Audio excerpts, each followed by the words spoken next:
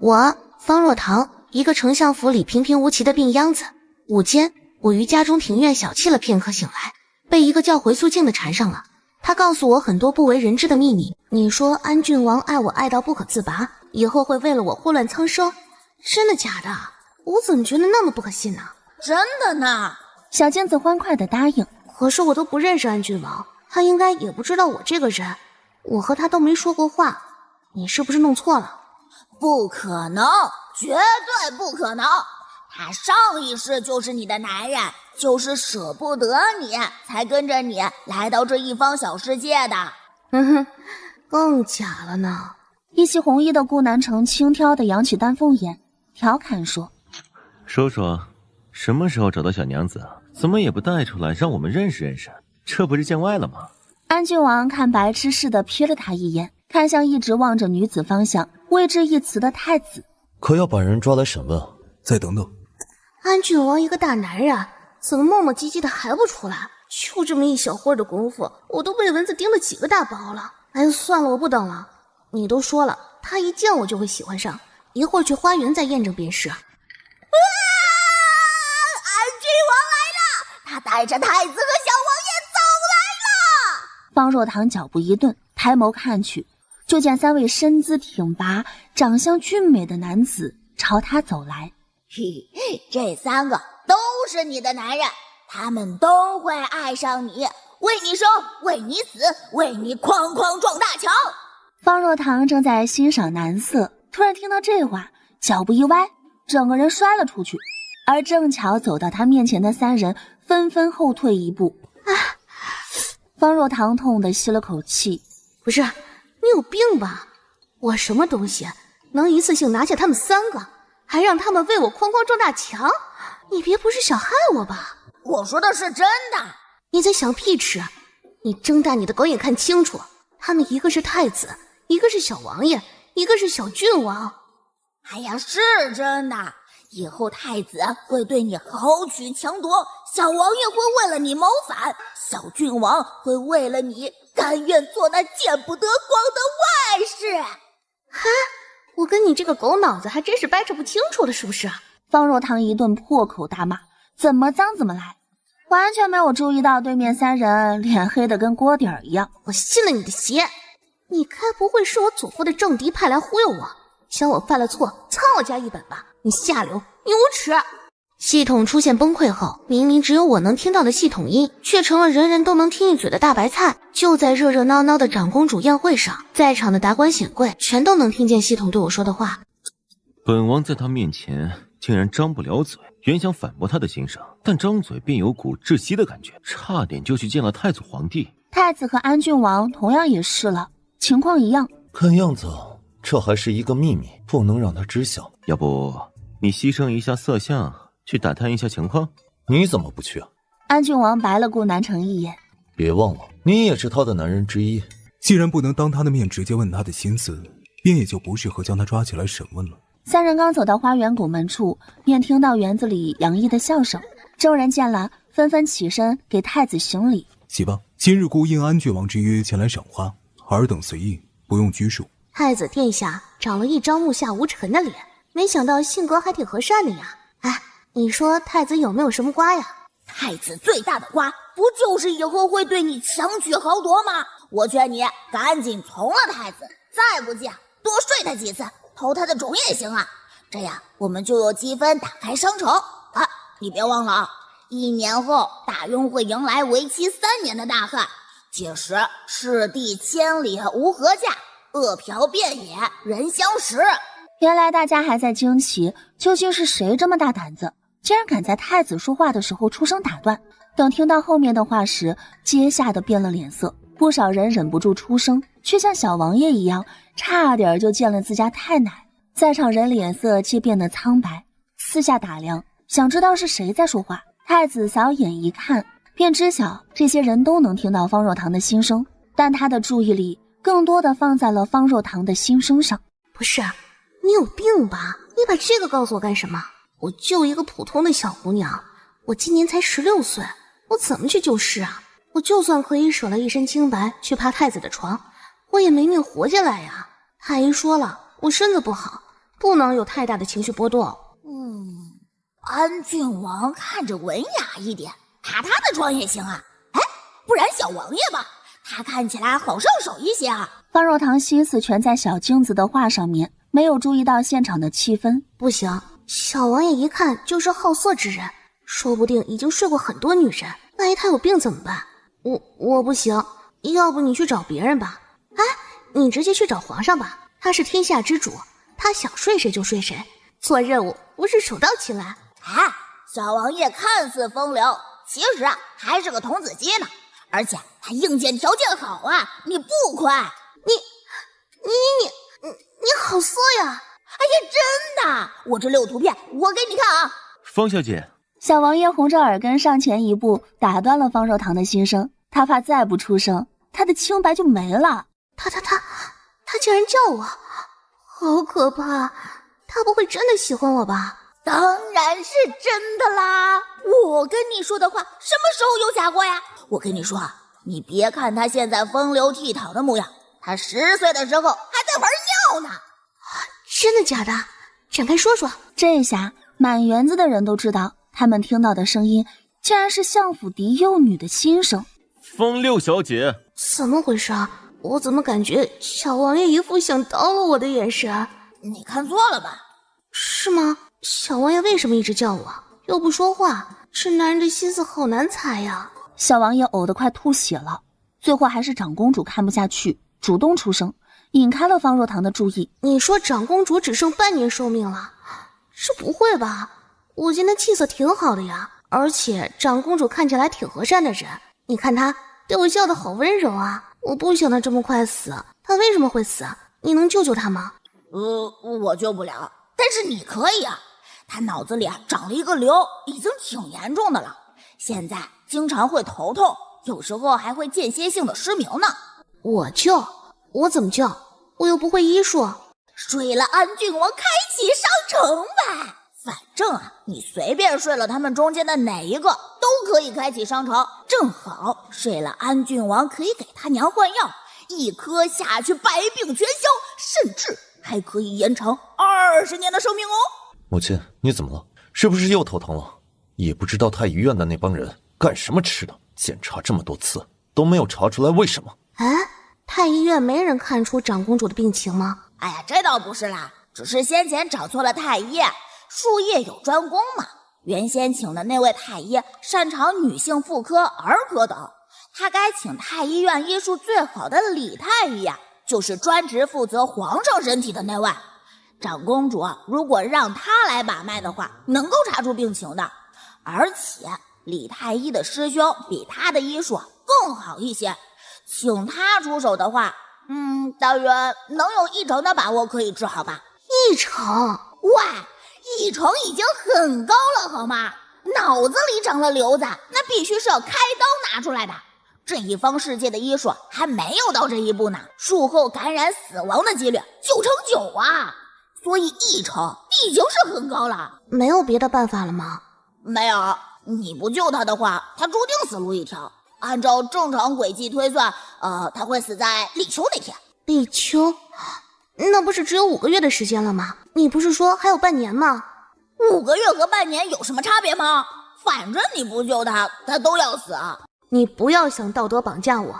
我跟你说，我这个人没有道德，而且就算我想救，我也救不了啊！安郡王也就看着温润，实则性子清冷，对女色不屑一顾。我从没听说他对哪位姑娘另眼相待过。哎呀，那就算了你去睡太子吧。睡了太子，到时候拿红薯奖励。红薯是一种耐高温、抗旱的植物，在高温条件下也能够生长，而且亩产3000斤以上。哎，这说起来，睡安郡王倒不如睡太子毕竟能救的人更多呀。你这奖励怎么还能随时变的？哎呀，我这不是根据他们的需求来的吗？合着我就是一个送货的，失了清白，一点好处都拿不到，我才不干呢。方若堂不忍长公主病逝，也不忍百姓饱受疾苦，但他也不想委屈自己干这些事儿，倒不在乎清不清白，毕竟他本就不打算嫁人。而这3个男人这么优秀，往是他想都不敢想的存在，主要是豁出去救了人，回头骂名全是由他背，这吃力不讨好的事情他才不做呢。大不了活不下去的时候，我和百姓一起死，反正我不干。我求求你了，你干吧，干吧，否则这一方小世界按照轨迹发展下去是会毁灭的。只有你有能力救世，你救救他们，救救我吧！我不想消散于天地间呐！我就是一个柔弱的小女子，甚至像普通人一样大跑大跳都做不到，我救什么救啊？我什么都救不了。我知道了，我有办法了。我回家就跟娘说，即刻嫁给表哥，到时候你把那红薯的种子给我。只是就只能选一个吗？我不能两个都要吗？长公主当年以公主之躯镇守边关，护我大庸百姓，她是一个很好的人，真的就不能也救救她吗？不行哟，你嫁给你那个表哥也没有用，他没有资格开启商场。啊？你怎么还搞歧视啊？太子、小王爷、安郡主、荣世子、霍小将军、叶侍郎，他们6个都行，你随便挑一个，或者是6个一起也行，区6个。你有没有毛病啊？上京最优秀的6位少年郎，你是一个都不想放过啊？你要不要脸啊？你敢说，我都不敢听。这有什么不敢听的？反正他们6个上一世都是你的男人，你投身到此界，他们追寻你而来，你信不信？你现在自杀，他们6个立刻就能恢复记忆，然后撕碎这一方天地，追寻你而去。你就是编，也编个像样的吧。我就一个人，怎么找6个男人？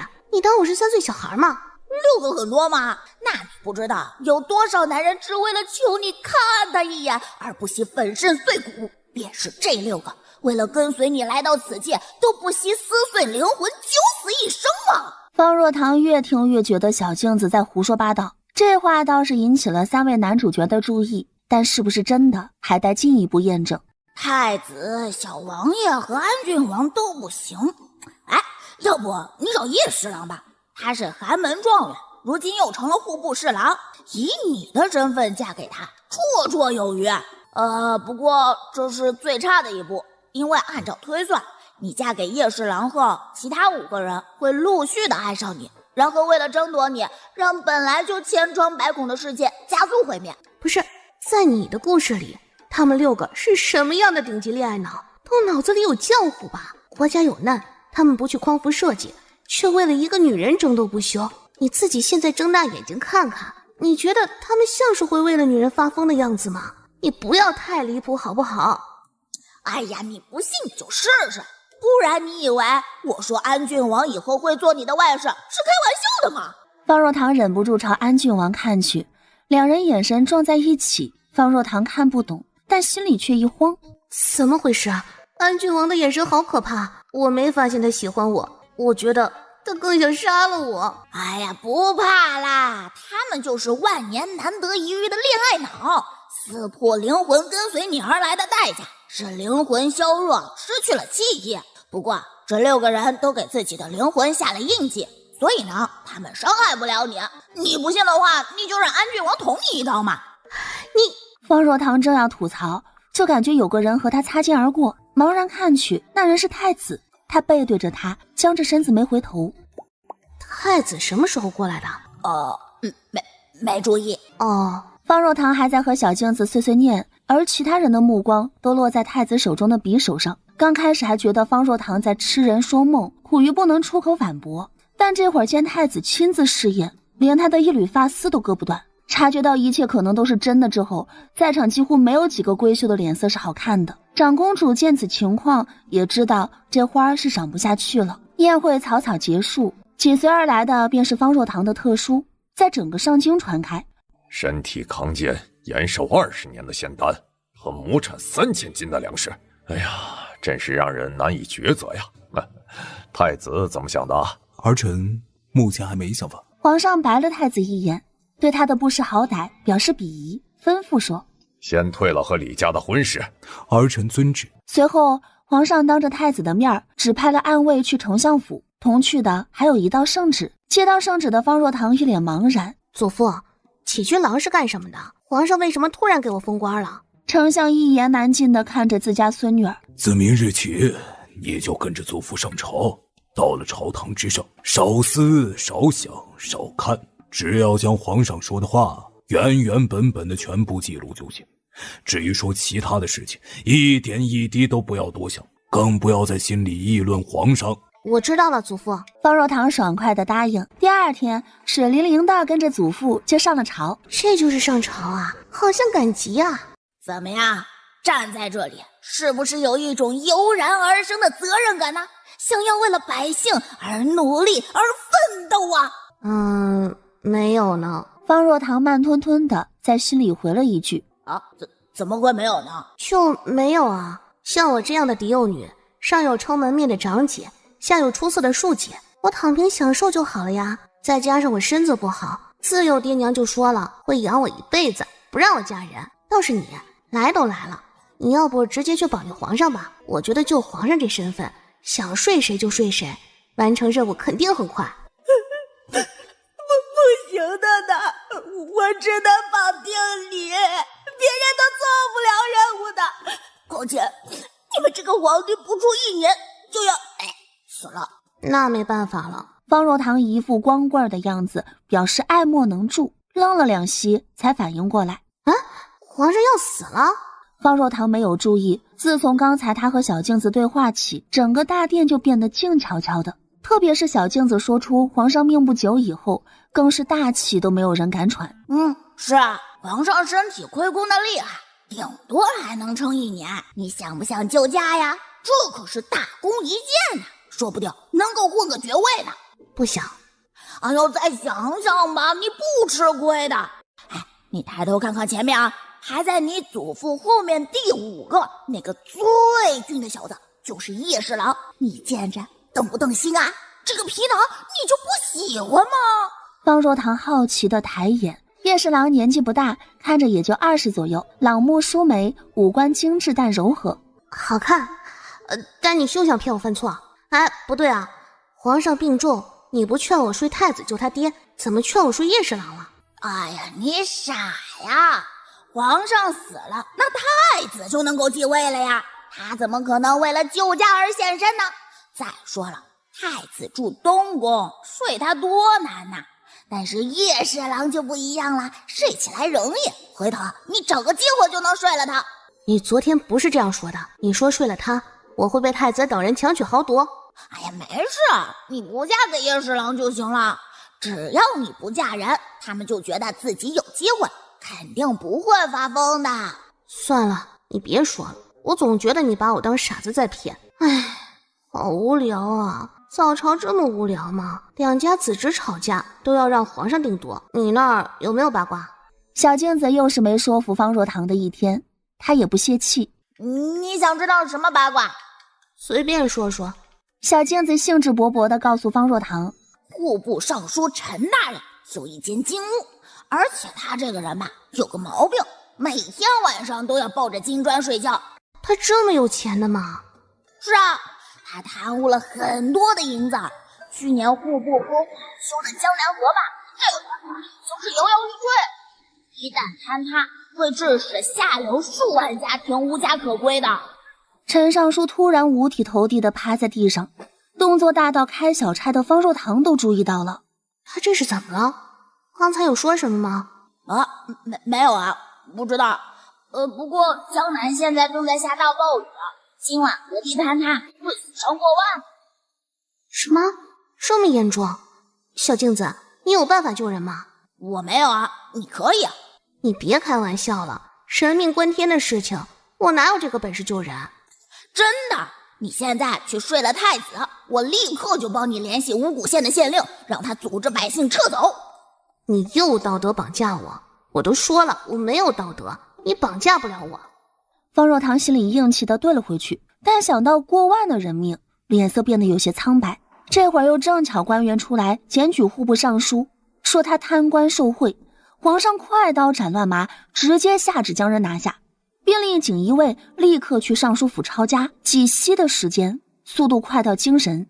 我突然发现朝廷办事好快啊！为什么我祖父以前经常愁眉苦脸，一个政令要拉扯几天？可能是你祖父办事能力差吧。有道理。方丞相牙痒痒地瞥了自家孙女儿一眼，站出来启禀了江南暴雨之事。陈大人贪赃枉法，臣担忧去年由他监督修复的河坝未能实时到位。祖父，你的担心是对的，不过再担心也来不及了，今晚就会坍塌，到时候数以万计的人就会死在这场暴雨洪流当中。你说你能联系五谷县县令，怎么联系啊？开启商城，商城里有传物符，到时候直接把这边皇上的旨意传送过去就是了。大方的话，中间加一张传音符，这边还能与那边对话呢。你别想，我不会去睡他们的。你换一个要求开启商城，哪有人第一次做任务就是王炸？总要从易到难吧？那你嘴对嘴亲他们6个人，一人亲一口。你他妈！方若堂骂得急脏的输出了一顿，才勉强压下火。你说说你啊，究竟是个什么不正经的东西？你说说吧，你到底是我祖父哪个政敌派来的？目的就是为了让我身败名裂，来抹黑我们方家是吧？方若堂和小奶娃争吵的对话，听得众人恍恍惚惚，全都不可置信地朝他以及太子和叶侍郎看去，更有甚至不怕死的凑到太子面前，小声试探：“太子殿下，不如……”这话刚开了一个头，太子凌厉的眼神瞥去，他立刻闭嘴，后退一步，缩回原位。这样吧，我去拉一下他们的手，然后你就把商城打开，帮我传递消息，怎么样？这不符合开启商城的条件呢。这我不管，你答应我就做任务，你不答应我就不做了。到时候五谷县的伤亡就全记你头上，你就是杀人凶手，你害死了数以万计的百姓。道德绑架谁还不会啦？小镜子哭唧唧的同意了。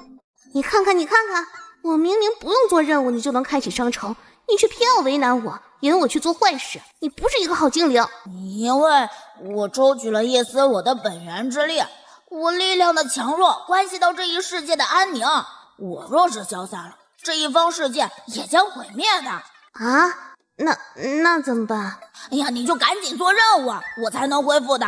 方若堂眼珠子动了动，一会儿下朝的时候，我偷偷跟在叶侍郎的后面，假装摔跤，然后趁机拉住他的手，你觉得怎么样？行，就这么办。但我买了符，怎么联系五谷县县令？我不会说呀，而且我怎么让他相信我？没事，一会儿把东西都给你祖父，让他去办。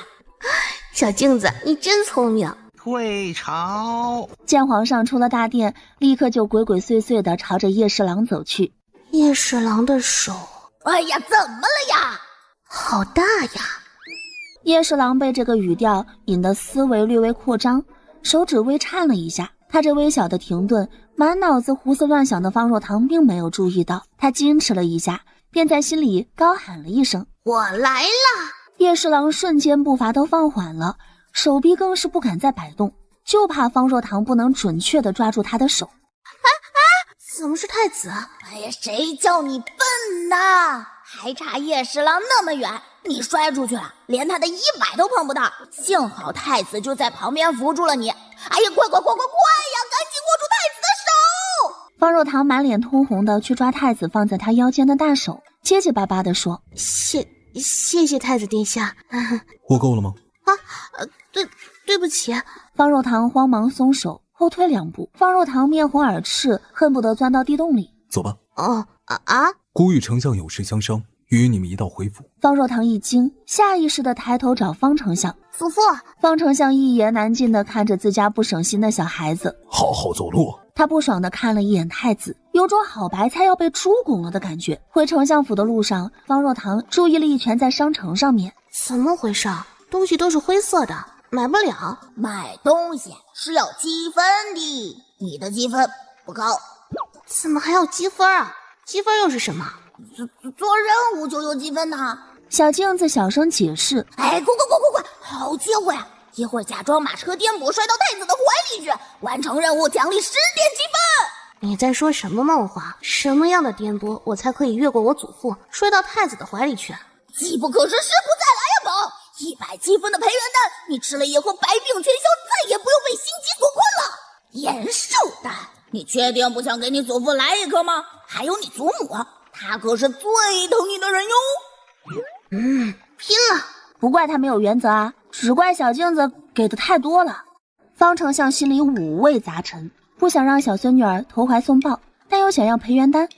这10几年下来，家里养的再精细，方若堂在换季的时候也并发过几次，哪一次不是九死一生？比起健康，旁的倒是其次。方丞相瞬间想明白了，甚至做起了助攻。堂堂，祖父有事与牛儿说，你坐对面去。方若堂瞬间觉得这是一个机会，站起身来，故意晃了2下，朝着太子扑了过去。香香软软的小身子被太子再次抱了个满怀。任务完成，奖励10点积分。方丞相面色复杂地伸出手，把方若堂从太子怀里拉了出来。坐好。方若堂傻乎乎地冲着方丞相笑了一下，扭头不走心地对太子说：不好意思啊，没有碰到你吧？太子没有什么表情地看了他一眼，方若堂也不在乎，美滋滋地翻起了商城。想买的一样都买不起。小镜子啊，我们才初相识，你又是更高等文明的产物，你见了我不给我一点见面礼吗？好呀！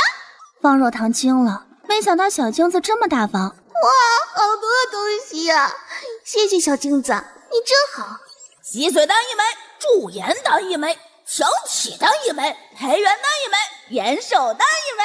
这些丹药光听名字，方若堂就能猜到作用。你先吃培元丹治病，再服用强体丹重塑筋骨，到时候呢，用洗髓丹洗筋伐髓会轻松一点。正好祖母病了，我回去就让她服下培元丹。哎呀，你祖母的病情没事，再过几日便会康复了。你先顾着你自己的身体，不要大材小用了。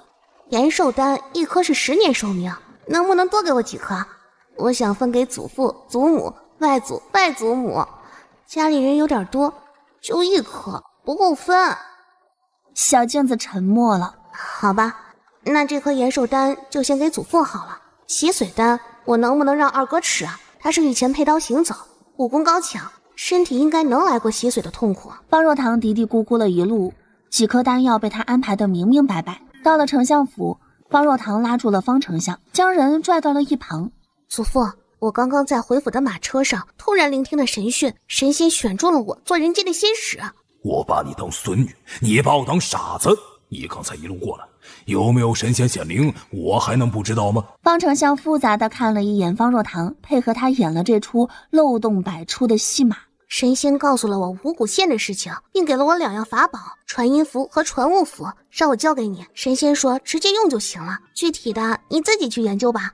方若堂说完，拍拍屁股就走了。方丞相十分无语，回身把东西交给了太子，两人便又坐着马车再次入宫。皇上虽然第一次见到传音符和传物符，把圣旨和传音符往传物符上一放，东西便消失不见了。商讨完正事，皇上突然来了一句：方爱卿啊，你觉得太子怎么样？方丞相心里一沉，有些不高兴，但面上不敢显现出来。太子自是极好，李家小姐聪慧敏捷，端庄贤淑，与太子堪称良配。皇上微挑了一下眉，脸色都没有变一下，就好像刚才只是随口一句闲话，接着又忆起朝中旁的事情。倒是太子本人若有所思地转动着手中的玉扳指，起了一些心思。怎么样，现在相信我的话了吧？他们就是为你而来。我觉得我像一个怪物。啊，你在说什么？方若堂擦了擦眼尾的泪珠。不是吗？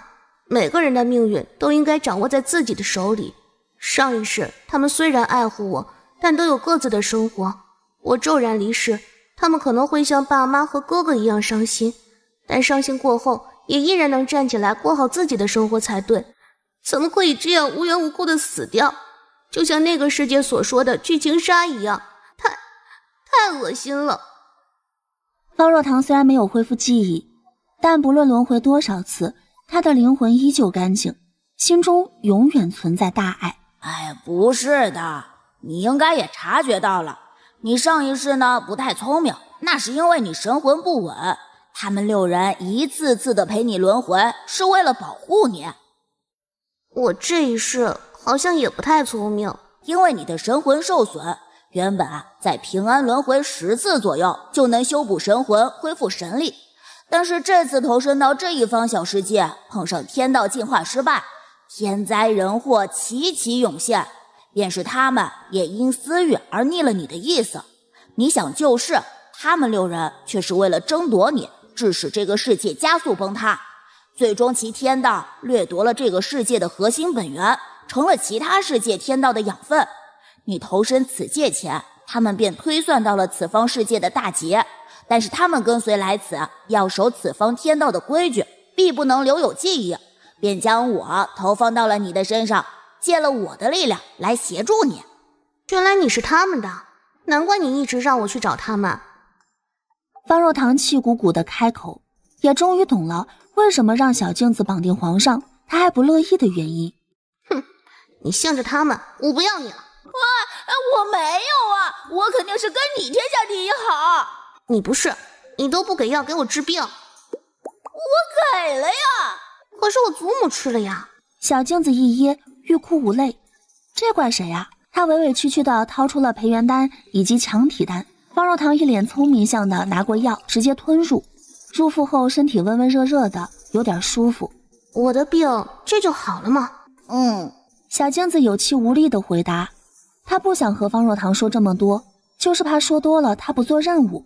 他不做任务只要好处，等他以后回归了，不搭理太子，太子能徒手劈了他。你好厉害呀，一个小药王会让我16年的病痛就全都好了。你有没有药方啊？这是修仙界的丹药，单方给你也没用，与普通的药方不同，这一方世界的大夫研究不明白的。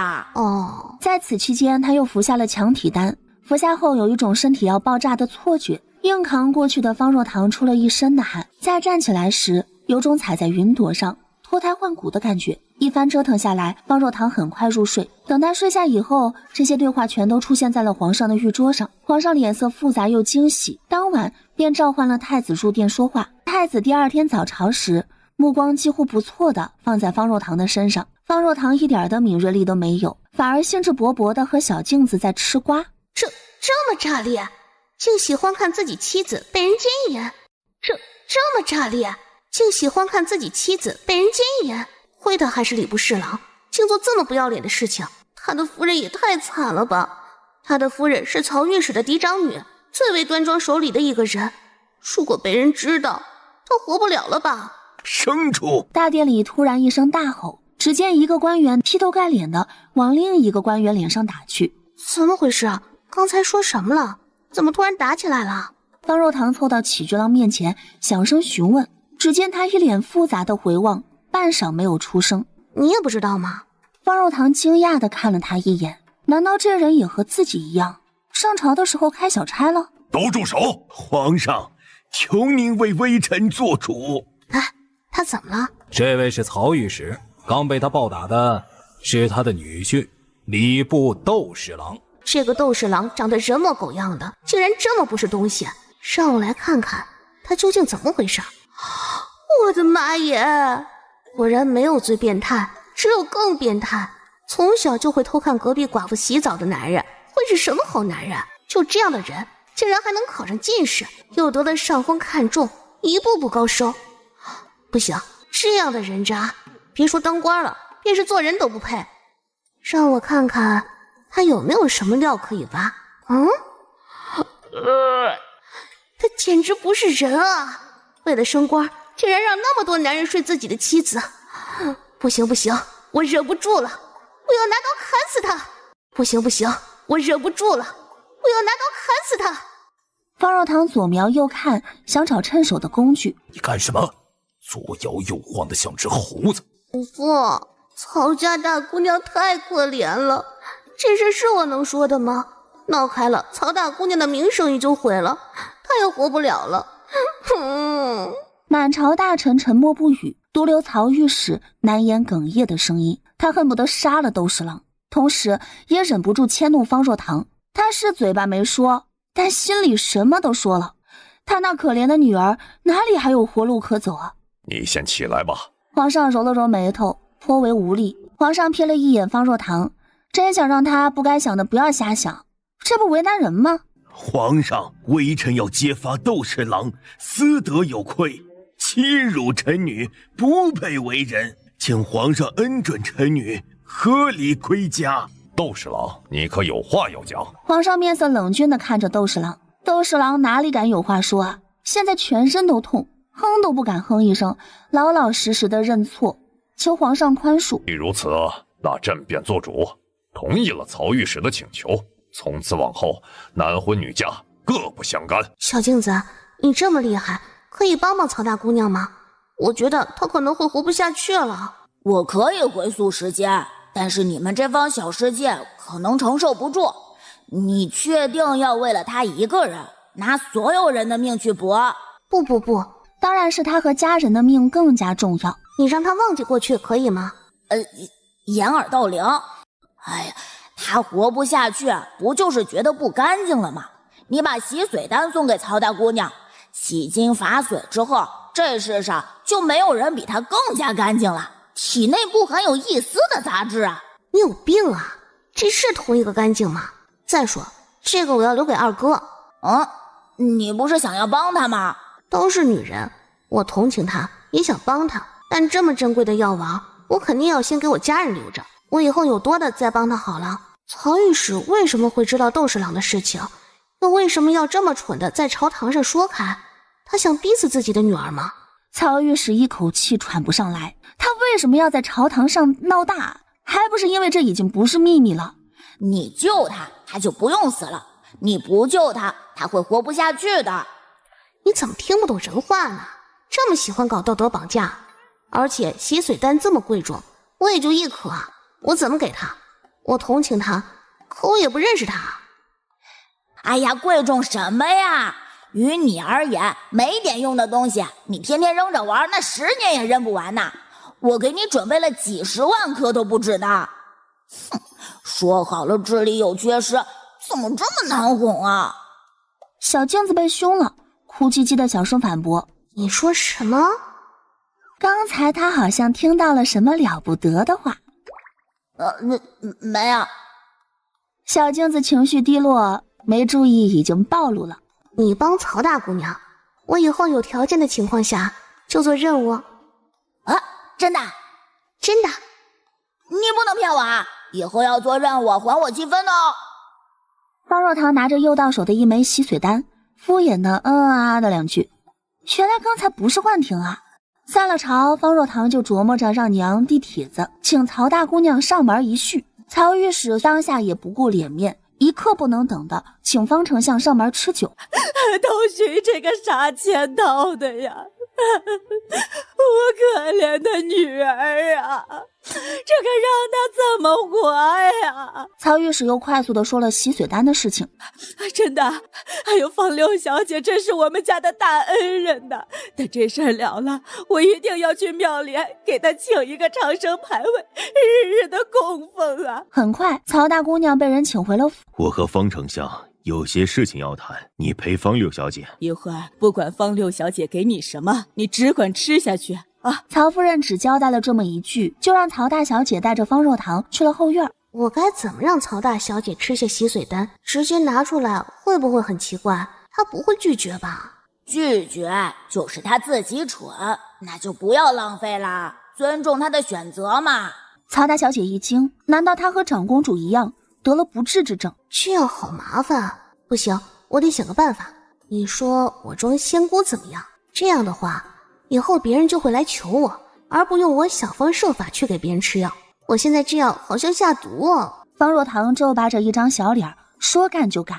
曹姐姐，实不相瞒，我得了仙人指点，知道一些旁人不知道的事情。他看着方若堂为了他愁苦的样子，眼里闪过一抹笑，立刻体贴的配合。难怪我看方六小姐出尘脱俗，原来竟是有仙人指点。失敬。方若堂一噎，曹大小姐怎么有点不聪明的样子？曹大小姐怎么有点不聪明的样子？曹大小姐脸上完美的笑容有些皲裂。我看你与我有缘，我这里有一颗仙丹，我赐给你吧。方若堂直接拿出了洗髓丹，你吃吧。曹大小姐迟疑了一下，想到母亲的叮嘱，直接将药塞入口中。这仙丹吃了会有一点难受，你赶紧回房吧。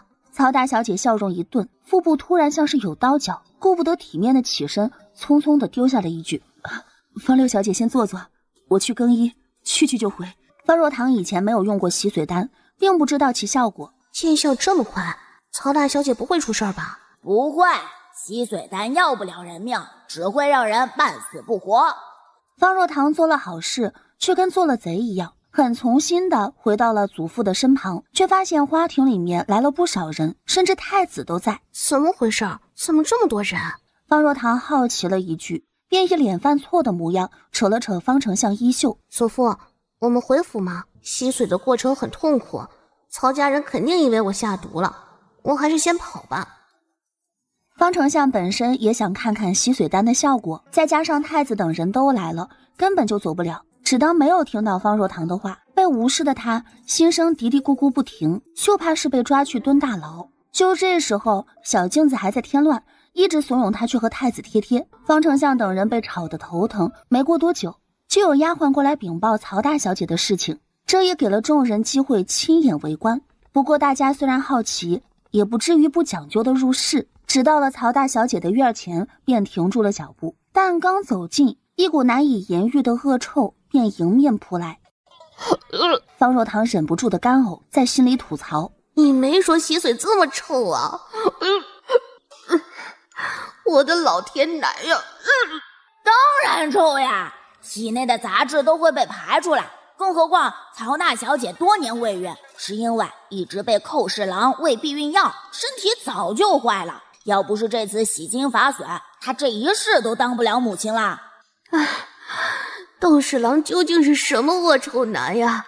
等会儿我要和祖父好好说说，一定要让祖父揪出他的小辫子，将他贬官杀头。他虽然会贿赂上峰走人情，但我查了，他并没有犯什么大错，不到被杀头的地步。贪那也是小贪，这属于皇上能够容忍的范围内。呸！我让祖父多联系几个大臣一起上谏，不能砍头也要将他贬官。还有曹御史，他怎么说也是曹大小姐的亲爹，他该多出力才对。正好这事儿他最擅长。曹御史面色复杂古怪，刚才在朝上不要脸皮的闹出来，不就是想让陛下直接将人贬官？但后来听方若堂说了洗髓丹，他这才没有抓着窦侍郎不放。毕竟洗髓丹这么重要，眼下的时机一过，便是方若堂想，这颗洗髓丹也不见得能落到他女儿的嘴里。也正是为此，他才一刻不停地把人请到府上，趁着方若堂热血的时候，赶紧把实际好处拿到手。毕竟这是能救他女儿一条命的好东西，错过了就没有了。快，往后倒！太子送货上门，站在了你的后面，报一下10点积分呢！想想洗髓丹，冲呀！不行，我往后倒，他不接住我怎么办？我第一次和他见面就摔在他面前，他看都没看一眼。不怕，风险和收益并存，冲！况且你刚才都跟曹大小姐说你是仙姑，能够拿出仙药，这事儿肯定是瞒不住了。回头肯定是有许多人找你求药，那你是救还是不救啊？肯定不救啊，这药又不是大白菜。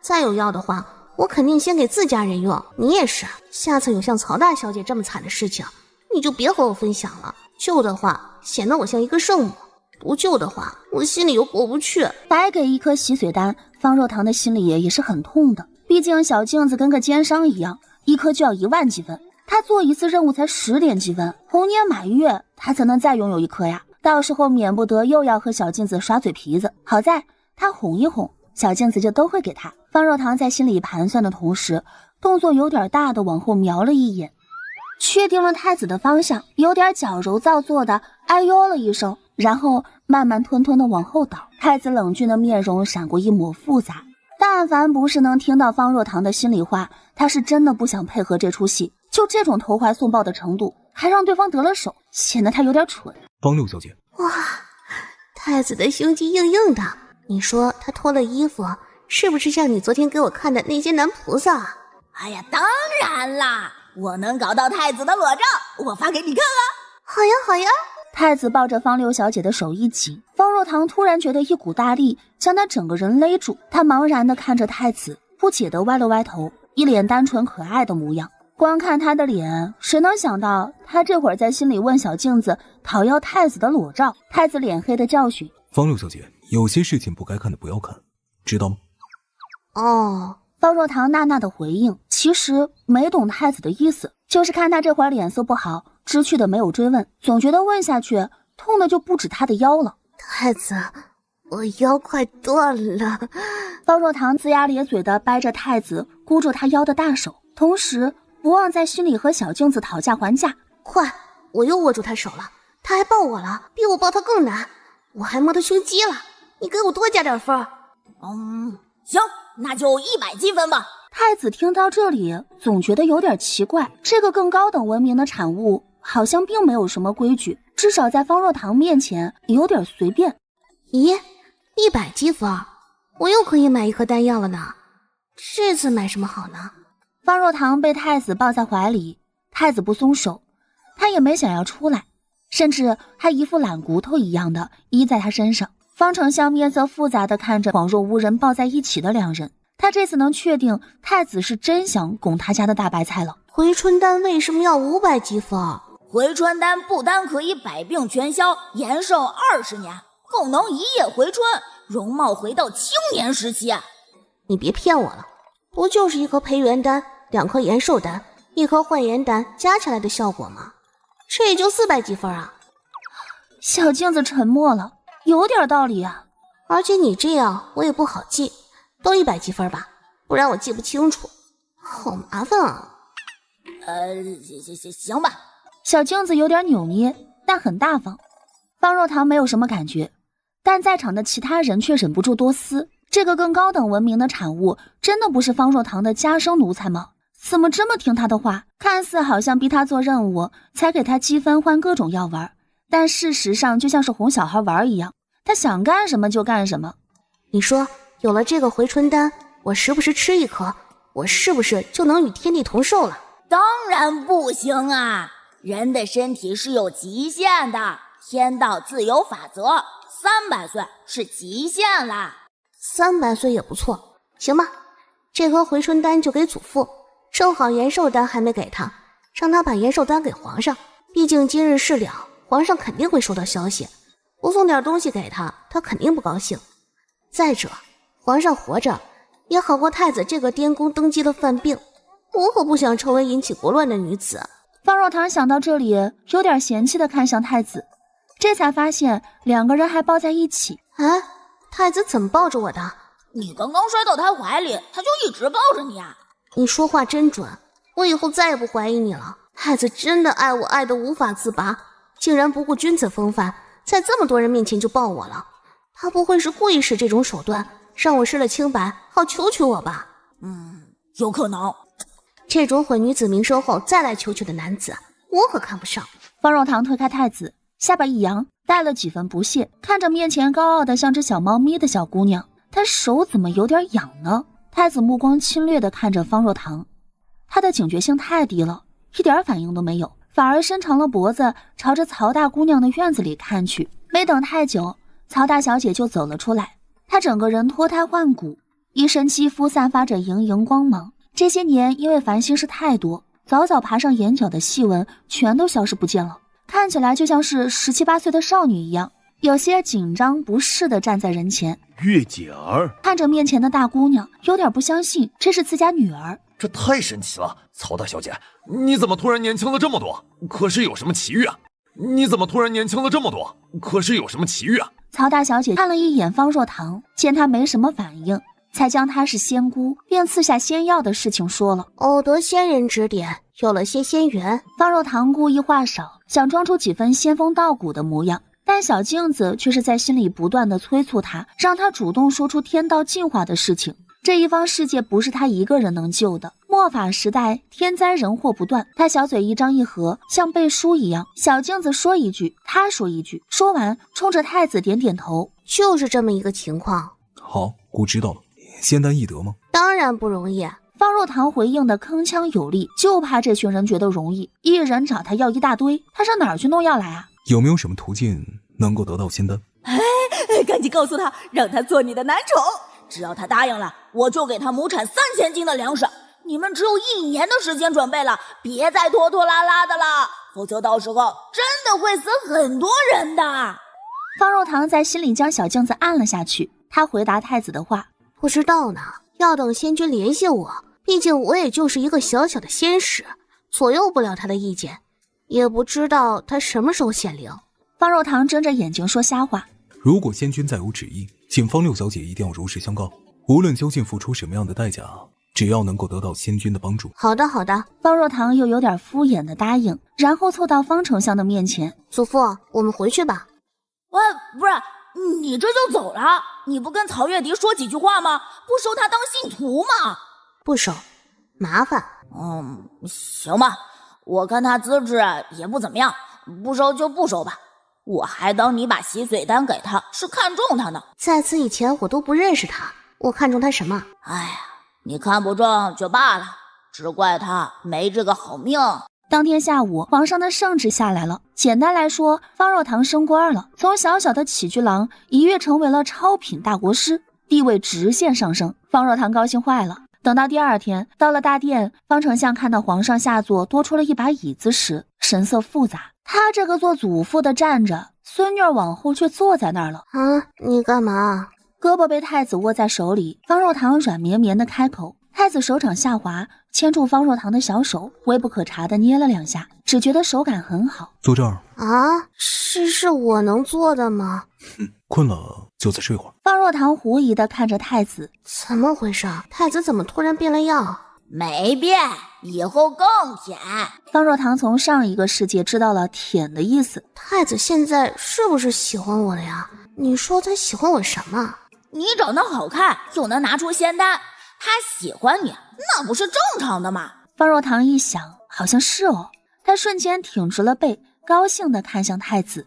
他眼光真好。当然啦，即使瞎子也会喜欢你的。你这么美好，谁能抗拒啊？谁会不喜欢呢？你眼光也好。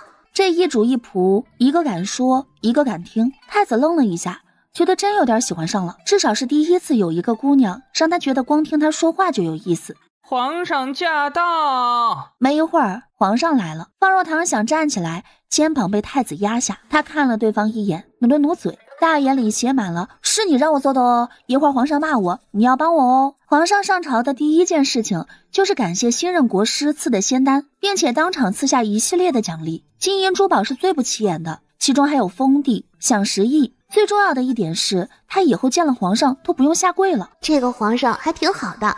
祖父将延寿丹给了皇上，他是不是改变了命运，增加了10年寿命？不见得哦，一般情况下延寿丹能够增加10年的寿命，但是你们这个皇上是自己找死，吃了一些术士做的毒药，身体早就垮了。啊？我觉得他看起来不像要死的样子。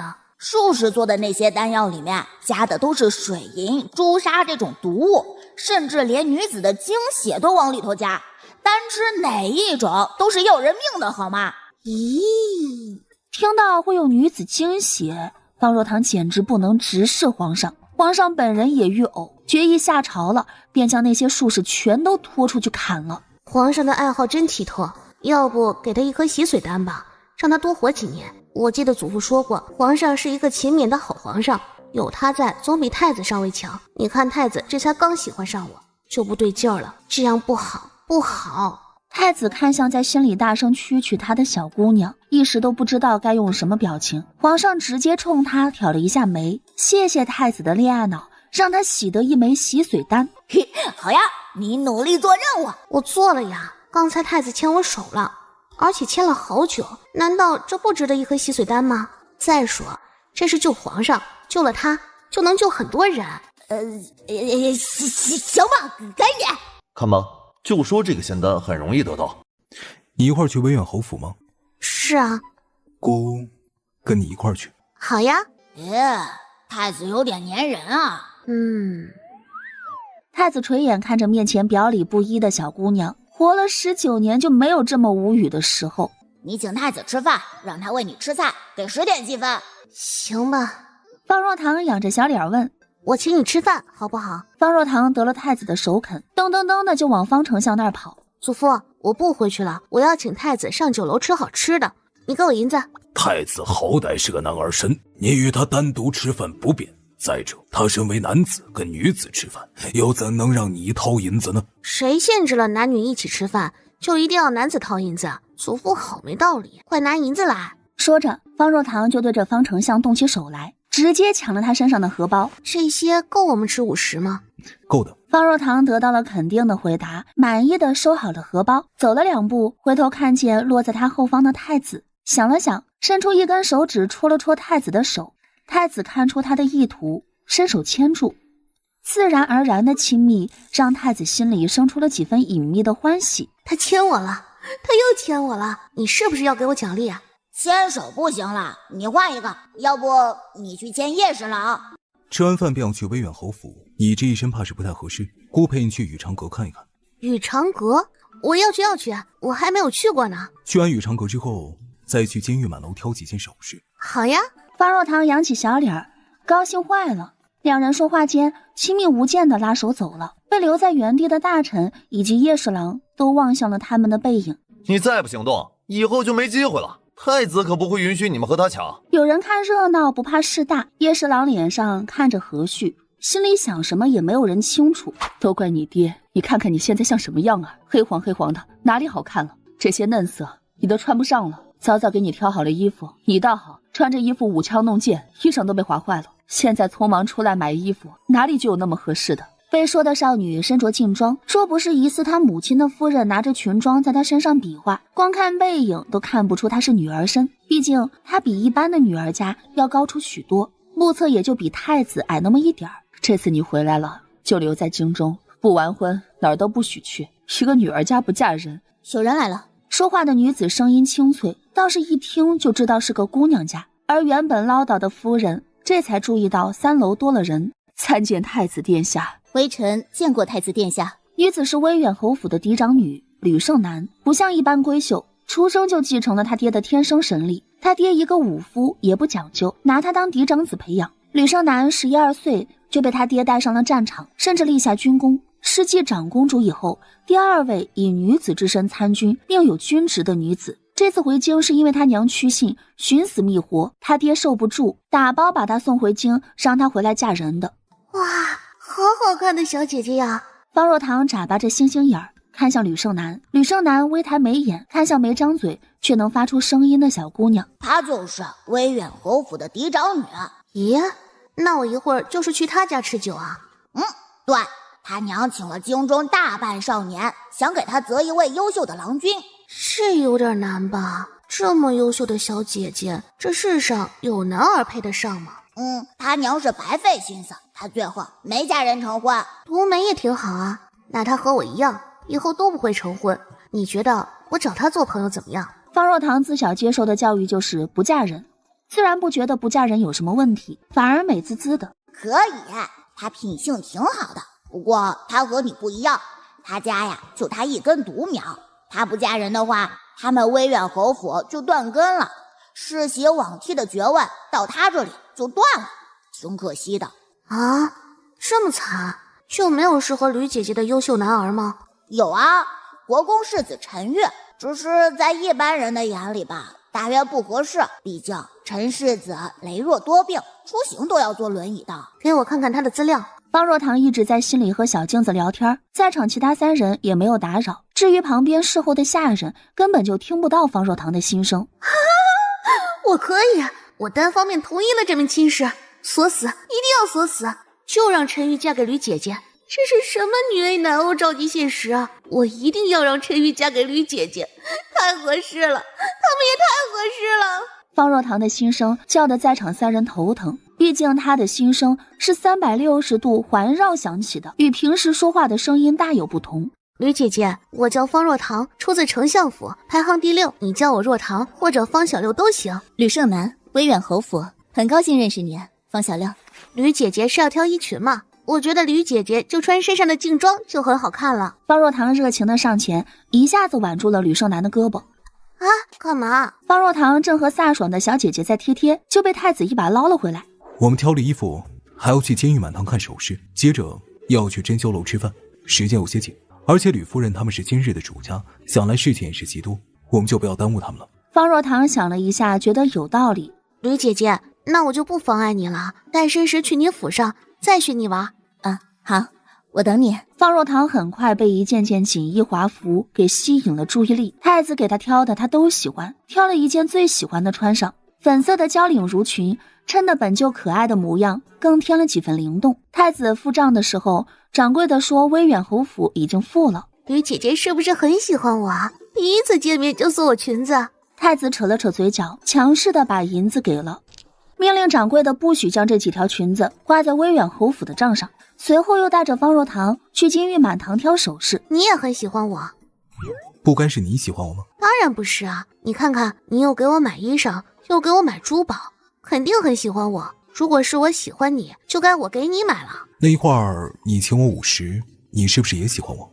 可怜的太子，我还是不要告诉他我是为了薅他羊毛拿奖励好了，毕竟他也挺好的。行了，别说了，他都知道了。两人抱着不同的心情到了珍馐楼，看看有什么想吃的，都可以点吗？方若堂拿起菜单，里面有许多家里不许他吃的，特别是一些重口味的辣菜。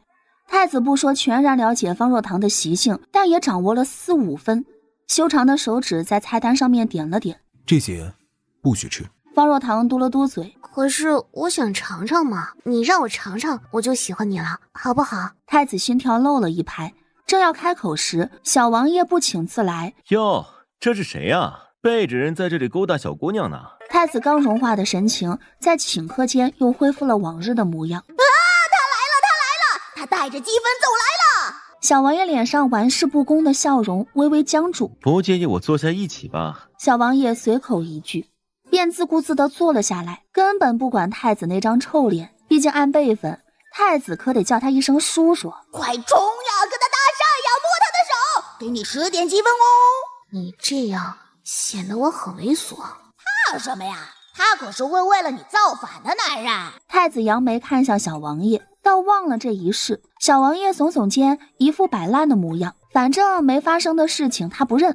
本王这些时日听了不少关于国师大人的传言，也不知道是真是假，不知国师大人能否展示一二？小王爷主动出击，直接将手伸了出来，摊在桌面上。以前就有大师给本王批命，说本王姻缘不好，命中注定无妻无子，可是真的？方若堂愣了一下，目光直直地看着面前骨节分明的大手。我是不是可以直接摸上去啊？快冲啊！你在犹豫什么呀？冲冲冲！方若堂眼睛眨了眨，将小手放到小王爷的大掌上，想了想，又觉得不对，捧着他的双手摸了摸。小王爷的手好好摸哟。小姑娘直白地摸着小王爷的大手，一根一根，最终过分地将自己的手指插到对方的手指中间，紧接着一握。小王爷内心一颤，轻咳提醒。太子在一旁目睹全场，黑沉下脸，不高兴地出手挑开两人相贴合的掌心。方若堂倒是一点旁的心思都没有，我不仅牵了小王爷的手，还里里外外仔仔细细地摸了一遍，怎么都不止10个积分吧。直说吧，你想要什么？给我你说的红薯吧，不许拒绝，不然以后我就不做任务了。哎呀，你就牵一下小王爷的手，你就想要红薯，你这也太……我不管，我就要，大不了以后我睡了他们其中一个，我不找你兑奖励了，你先提钱给我。你不是应该先顾着自己吗？红薯什么的可以晚一点儿。天道计划失败，虽然不是我的原因，但在你看到的未来里，太子等人为争夺我不顾民生，致使灾难加剧，百姓苦不堪言。我不想做祸国殃民的女子。好吧，那你多给一点，这样才能大规模培育，然后在天灾来临前下发到各个县里，普通百姓也能有条活路。好。小镜子回答的声音有气无力，特别人性化。太子和小王爷都听出来了，但方若堂说的话带给他们的震撼更多。看出什么了吗？告诉他不怕，虽然他娶不到你，但你可以给他生10个8个的。我这里有生死丹、生女丹、多胎丸、保胎丸，各种各样的应有尽有。你当我是猪啊？我才不生。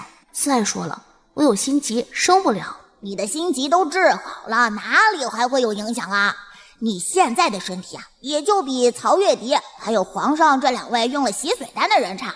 太子和小王爷看起来是比你高大健壮，但是身体内部那都没有你健康。况且我可以给你提供无痛生子丹，让你生孩子就像拉屎一样简单。打住，你好恶心啊！哎呀，我这是给你建议。这样吧，只要你生个孩子，你想要什么我都给你。方若堂偏开脸不上当，现在不生，他想要什么，小镜子不也给他？只要多飞些唇舌，央求几句便行。看向仍然在等待答复的小王爷，方若堂有点词穷。菜来啦！正好这会儿小二来上菜，他立刻含糊了一句：“就都挺好的。”小王爷眉眼藏不住笑，有点无奈。用膳时，方若堂和小镜子讨论了2句，最终方若堂决定直白地说出红薯的事情，所以吃完午时也没有耽误，3人直奔皇宫。挑了片空旷的地方，方若堂就直接将红薯放了出来。这大变活物的戏法，使得看惯大场面的太子和小王爷都是一愣一愣又一愣。红薯给了太子，接下来的事情就不归他管了，急忙离宫要去威远侯府。太子走不开，只能咬牙警告地看向了跟上去的小王爷，示意他不要乱来。这就忽视了，你聪明，我也不傻呀。小王爷低笑自语，既然已经知道方若堂的心声都是对的，别管现在有没有爱上，总归先将人扒拉到自己碗里是没有错的。去威远侯府的路上，小王爷听到一路叽叽喳喳的吵声，竟然觉得菜鸡互啄挺好玩的。小王爷一直看着你笑，是不是喜欢上你了啊？这么快的吗？当然啦，这是刻在灵魂里的喜欢。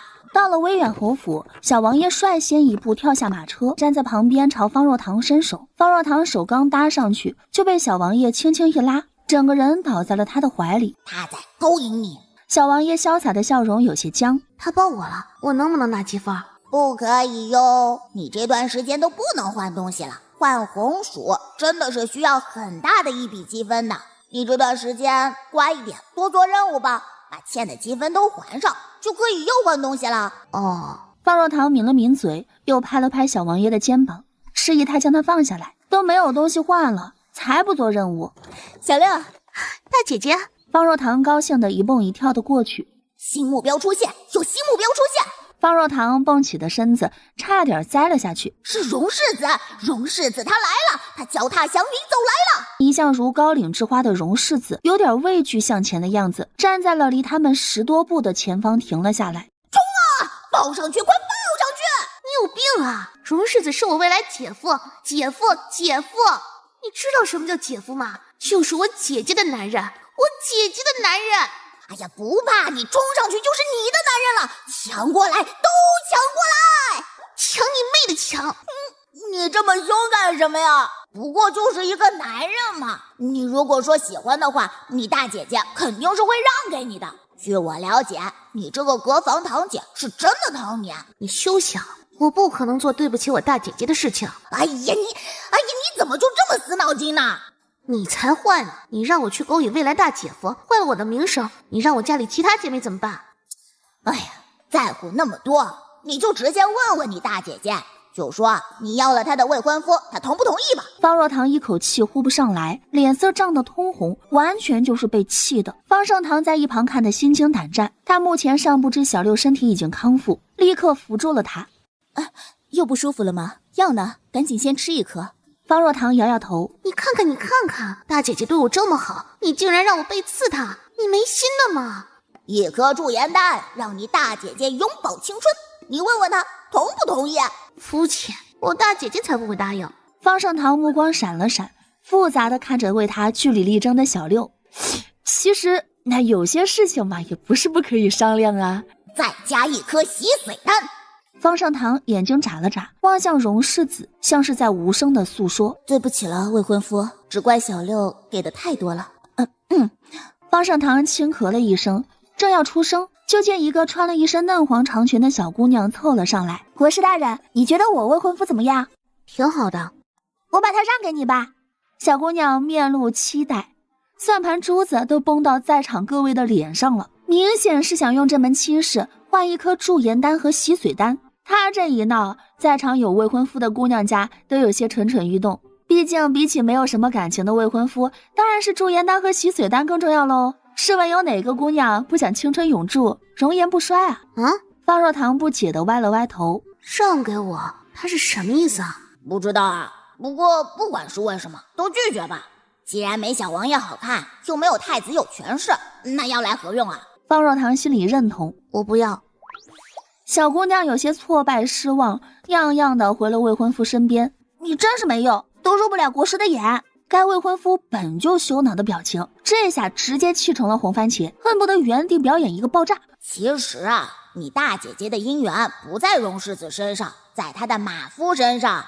小镜子突然语出惊人，在场所有人的目光都看向了方家马车旁的马夫，这一看都被吓了一跳。车夫身量高大，容颜过剩，身上没有丁点下人该有的卑微。小镜子，你敢羞辱我大姐姐？方若堂这下是真的恼了。啊，我可没有羞辱你大姐姐。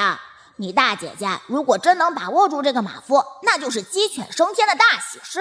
别人飞升要经过数次雷劫，一个不好就是生死道消的。他只要拿捏住这个马夫就行了。这个马夫是这一方世界里除了你和太子6人之外最尊贵的一个了。他原是天上的仙君，此番来此界是为了立情节，情节你懂吗？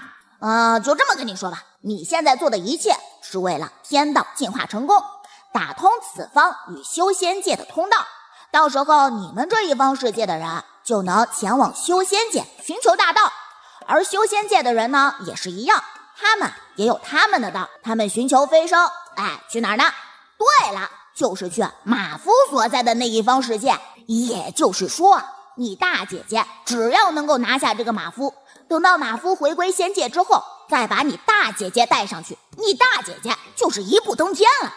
你是强大呀，可是你的位面更高于这个马夫，修仙界对于你来说太低等了，那里的人根本就触摸不到你这个阶层的，更加无法得知你的存在。但是马夫就不同了呀，修仙界的老怪物都有几率知道他，这说明什么呀？说明以后你们方家可以借着你大姐姐的光，在修仙界横着走，可以开山立派，你知道吗？小镜子一席话下来，砸得方若堂晕晕乎乎的，就觉得好像吃了一个大饼，挺饱的。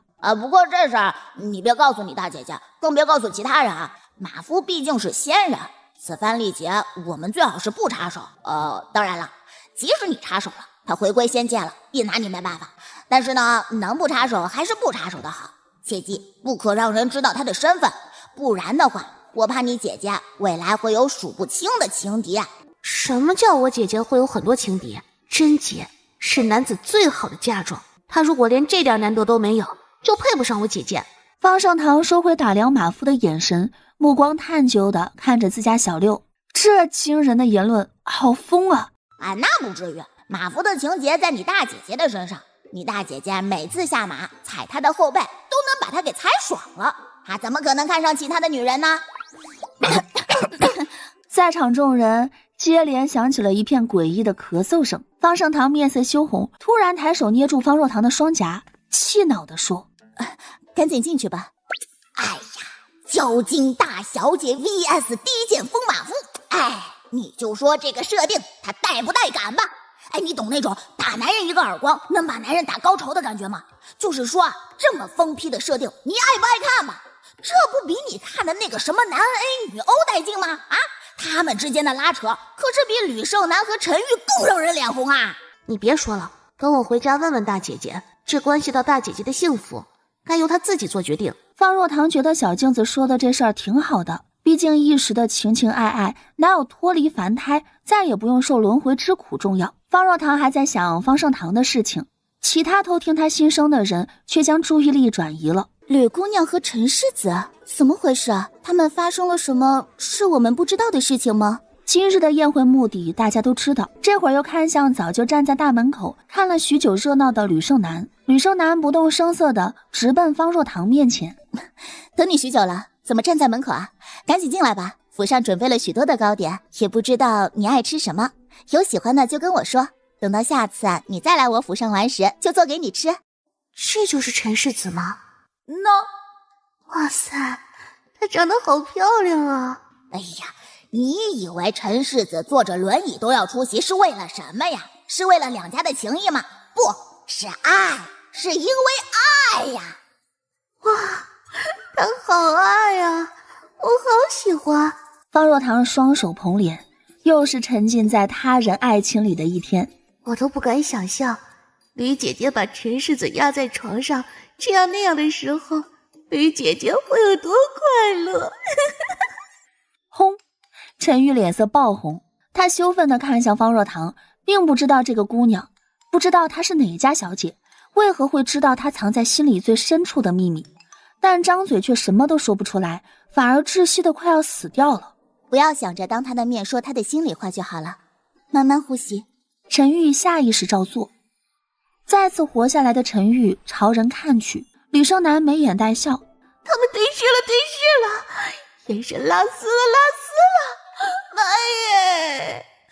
我爱看，好看，再多来一点，4舍5入，我宣布，他们已经洞房了。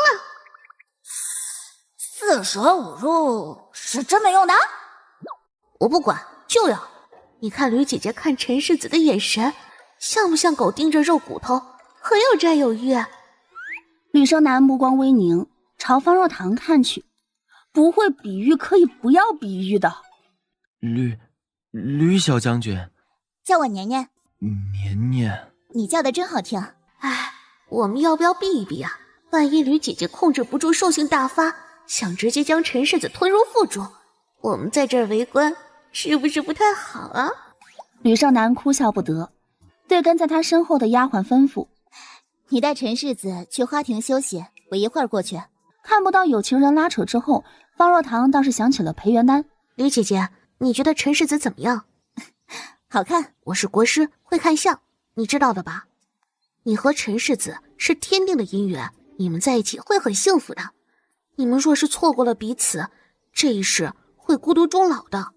这是培元丹，我送给你，能治百病，你留着防身。啊，你不是说送给吕小将军和陈世子大婚的礼物吗？是啊，如果吕姐姐喜欢陈世子，她自然会送给陈世子的。但如果不喜欢的话，我也不能因为我喜欢看他们在一起，就用颗培元丹逼他们在一起啊。其实啊，他们真的很般配的。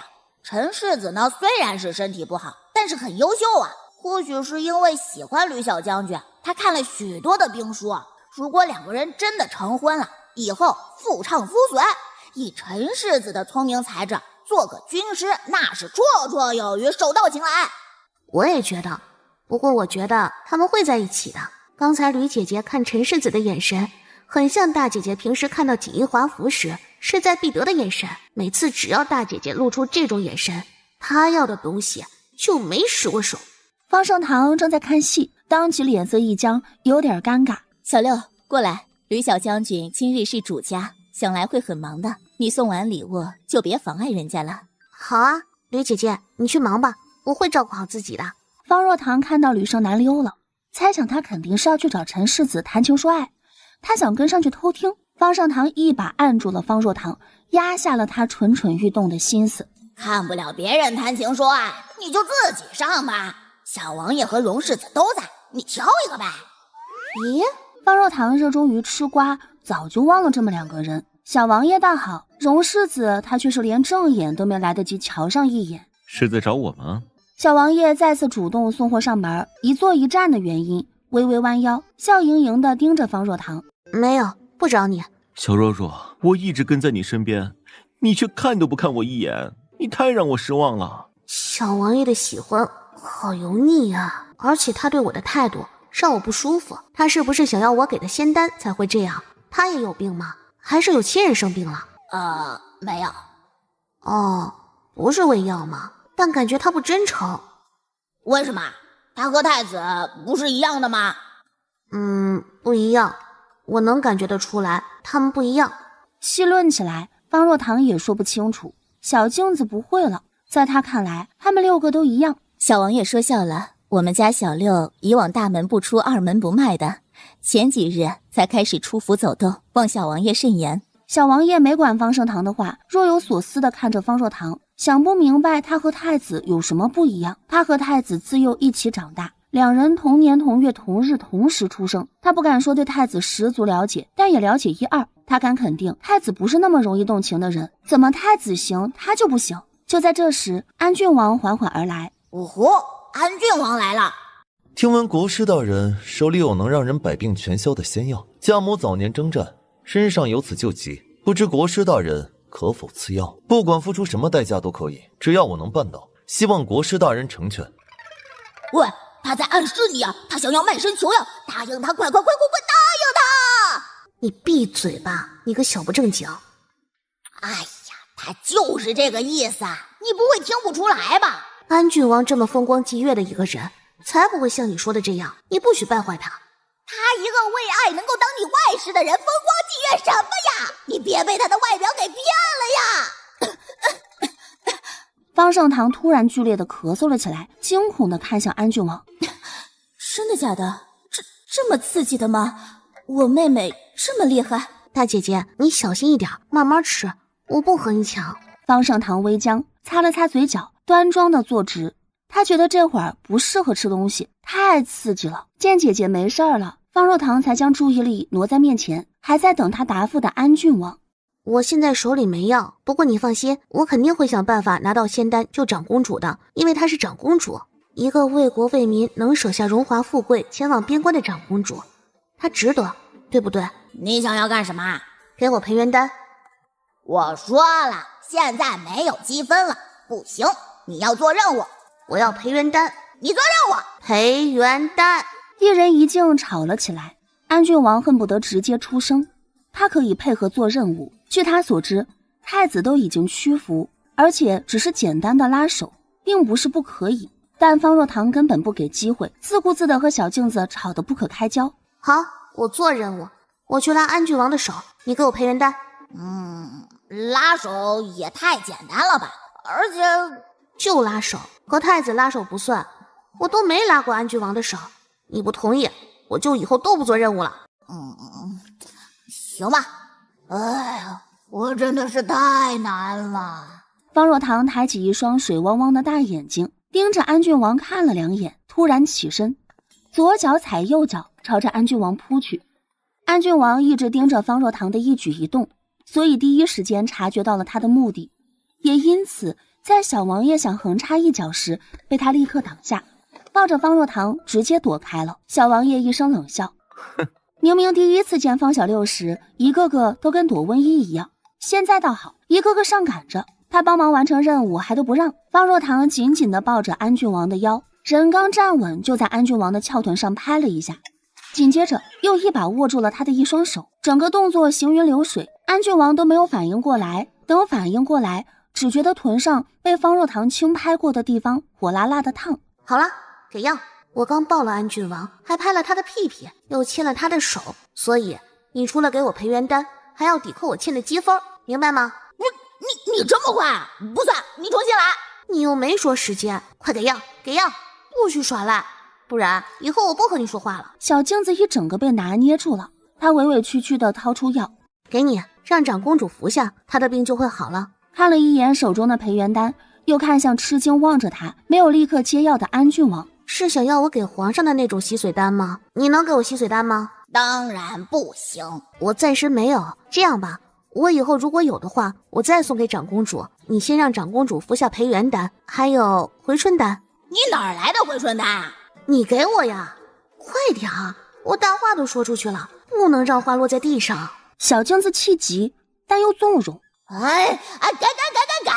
记得告诉他，别2颗药同时用，浪费了。回春丹能够让人百病全消，延寿20年，容貌一夜之间回到青年时期。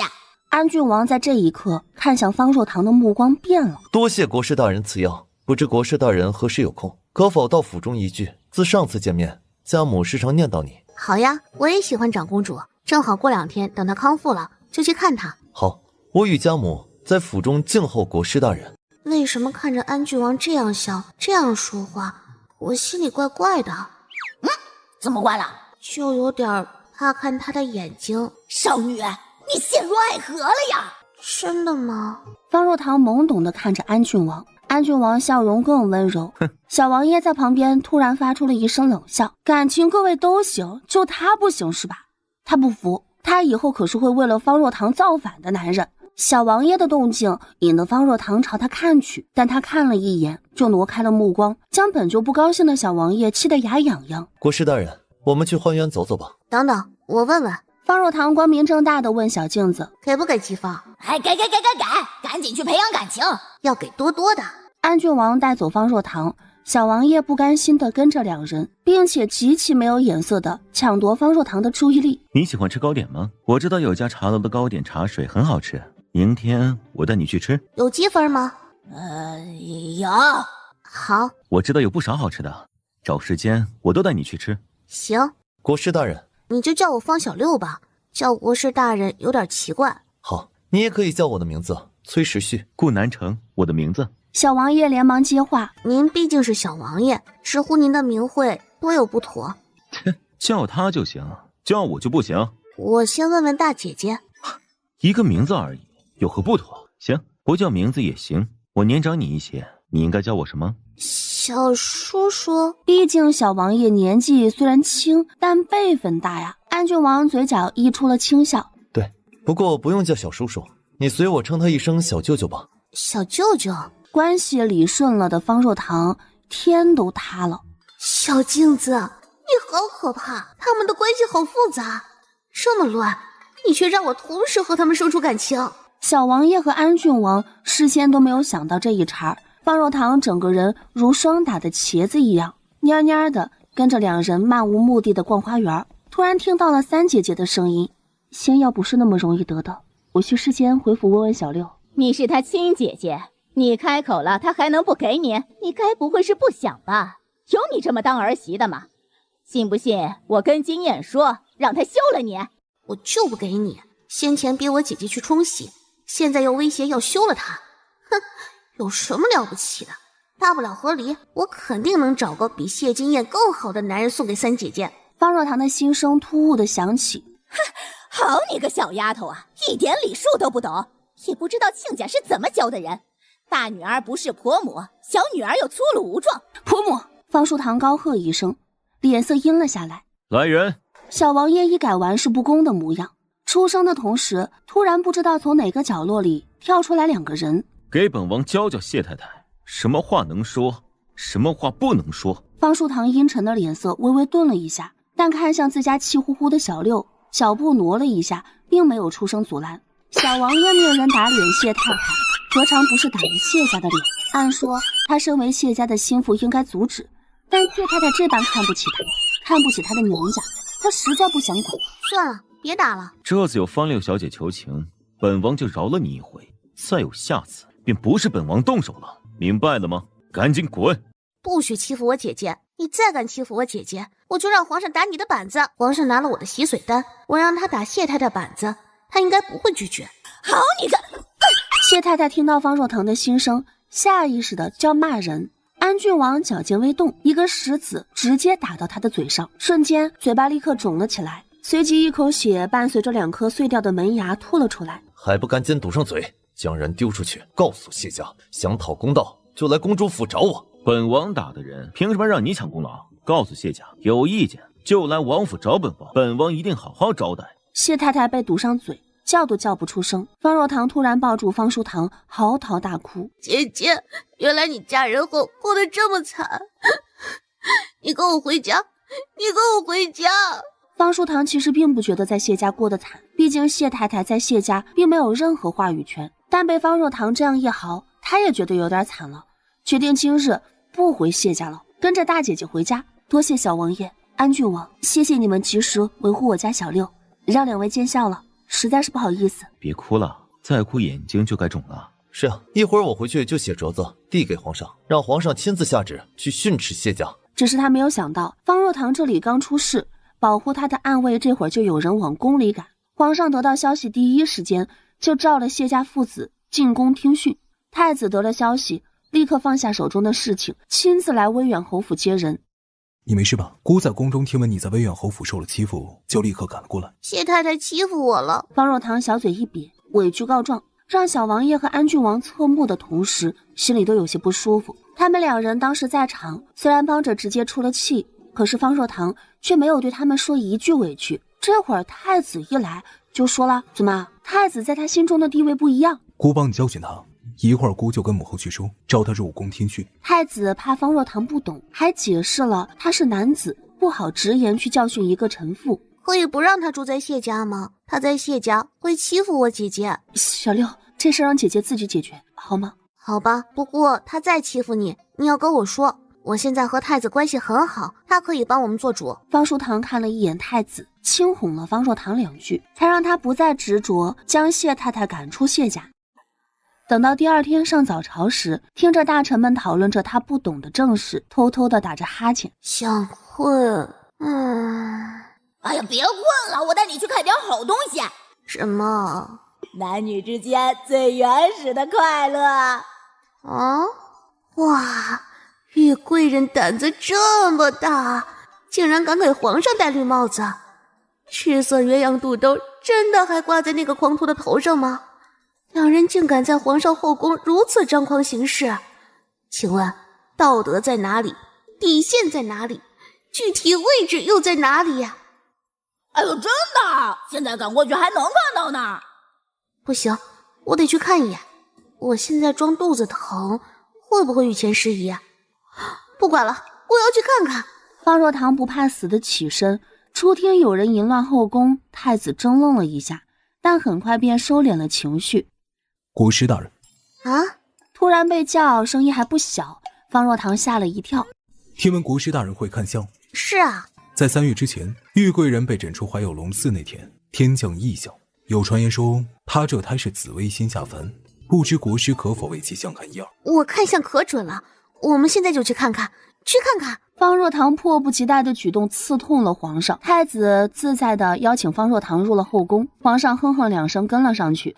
一群又菜又爱玩的大臣犹豫了一下，陡如筛糠的跟了上去。在小镜子的指引下，方若堂直接找到了玉贵人的宫殿，门口静悄悄的，一个看守的宫人也没有。一行人走近了，才在内门看到了一个看守的宫女。宫女一见来人，面色煞白，扑通一声就跪了下去，刚要张嘴，就被太子一个眼神扫去，整个人就像是被掐住脖子的鸡一样，一个字都发不出来。方若堂在小镜子的怂恿下，就像一条泥鳅一样要往内殿里钻。方丞相忍不住了：你干嘛？你要干嘛？我去看看，里面有奇怪的声音。父皇，咦，皇徒竟然是皇子啊！我没说吗？是3皇子呀。自己小娘都不放过，3皇子玩的真花。方若堂虽然被方丞相抓住了，入不了内寝，但脖子伸得老长。你别像过年的猪一样难按。祖父，你不疼我了吗？怎么能把他比喻成猪呢？疼不了一点。方丞相没好气的命令：老实站好了，否则回府有你好看的。方若堂嘟了嘟嘴，老实下来，又觉得看戏却没有看到戏中主角，有点扫兴，哼哼的甩开方丞相，一溜烟的跑到太子身后。我们不进去吗？想去看吗？可以吗？软软的乞求，太子哪里能拒绝得了，便带着方若堂入了内室。把他带进来做什么？自然是要去看一下他腹中这一胎。方若堂还真以为太子是要问紫微星的事情，和小镜子叽叽咕咕了2句，就知道了结果。不是哦，玉贵人肚子里怀的是3皇子的孩子。皇上饶命啊！拖下去。皇上懒得多看一眼，有这个时间，还不如想想如何找国师大人骗的修仙入门功法。他觉得绑定方若堂的小镜子肯定拿得出来。父皇，是他归隐我的。父皇！玉贵人震惊侧目，瞬间心如死灰的模样。他低低的俯身跪着：妾身不知廉耻，祸乱后宫，不敢奢望陛下饶妾一命，只求陛下放过妾身的家人，他们什么都不知道啊！来人，赐毒酒。父皇，儿臣知错了，求父皇饶了儿臣，儿臣再也不敢了。父皇，求求你饶了儿臣这一次。将3皇子押入天牢，听候发落。很快，一个公公便端了毒酒过来。方若堂脸色白了白：我是不是害死他了？我不来看，他是不是就不会死啊？不会哦，跟你没有关系。在原本的世界线里，他和3皇子的奸情也被发现了，跟你没有关系，是他自己蠢。都入了宫当了妃嫔了，竟然还信3皇子的鬼话，追求什么情啊爱呀的，简直就是有大病。这种女人死了也是活该。她死了是轻松啊，连累的却是他们全家。可是，哎呀，别想太多了。玉贵人敢做这样的事情，就不是一个看重亲情的人。现在要死了，再来假惺惺的求皇上放过他的家人，有屁用啊！我就是心里有点不舒服。刚才只觉得这种事情没见过，一心想来见世面，没有想到后果。这会儿眼看着皇上要毒杀玉贵人，他才惊觉揭开这事儿会要了对方一条命。还不赶紧带国师离开？这种龌龊热闹也来凑？我们先走。太子犹豫地轻拉了一下方若堂的衣袖，方若堂跟着太子走了2步，然后看向跪在地上的玉贵人。皇上，是三皇子主动诱惑玉贵人，并不是玉贵人勾引了三皇子。方若堂脚步一顿，觉得应该把这个说清楚。行，朕会放过他的家人。皇上不耐烦地挥手，被戴了绿帽子，没有想象中的愤怒，自然也不用杀人来平天子怒火，只是死罪可免，活罪难逃。玉贵人一家的好日子也到了头。下次你要提醒我不看热闹了啊！你看热闹没错啊，做错事情的是他们。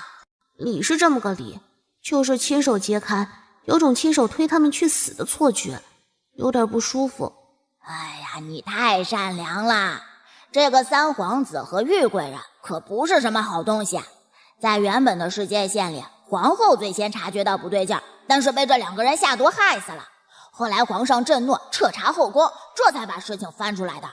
玉贵人被凌迟，她娘家满门抄斩，就连三皇子都被斩了。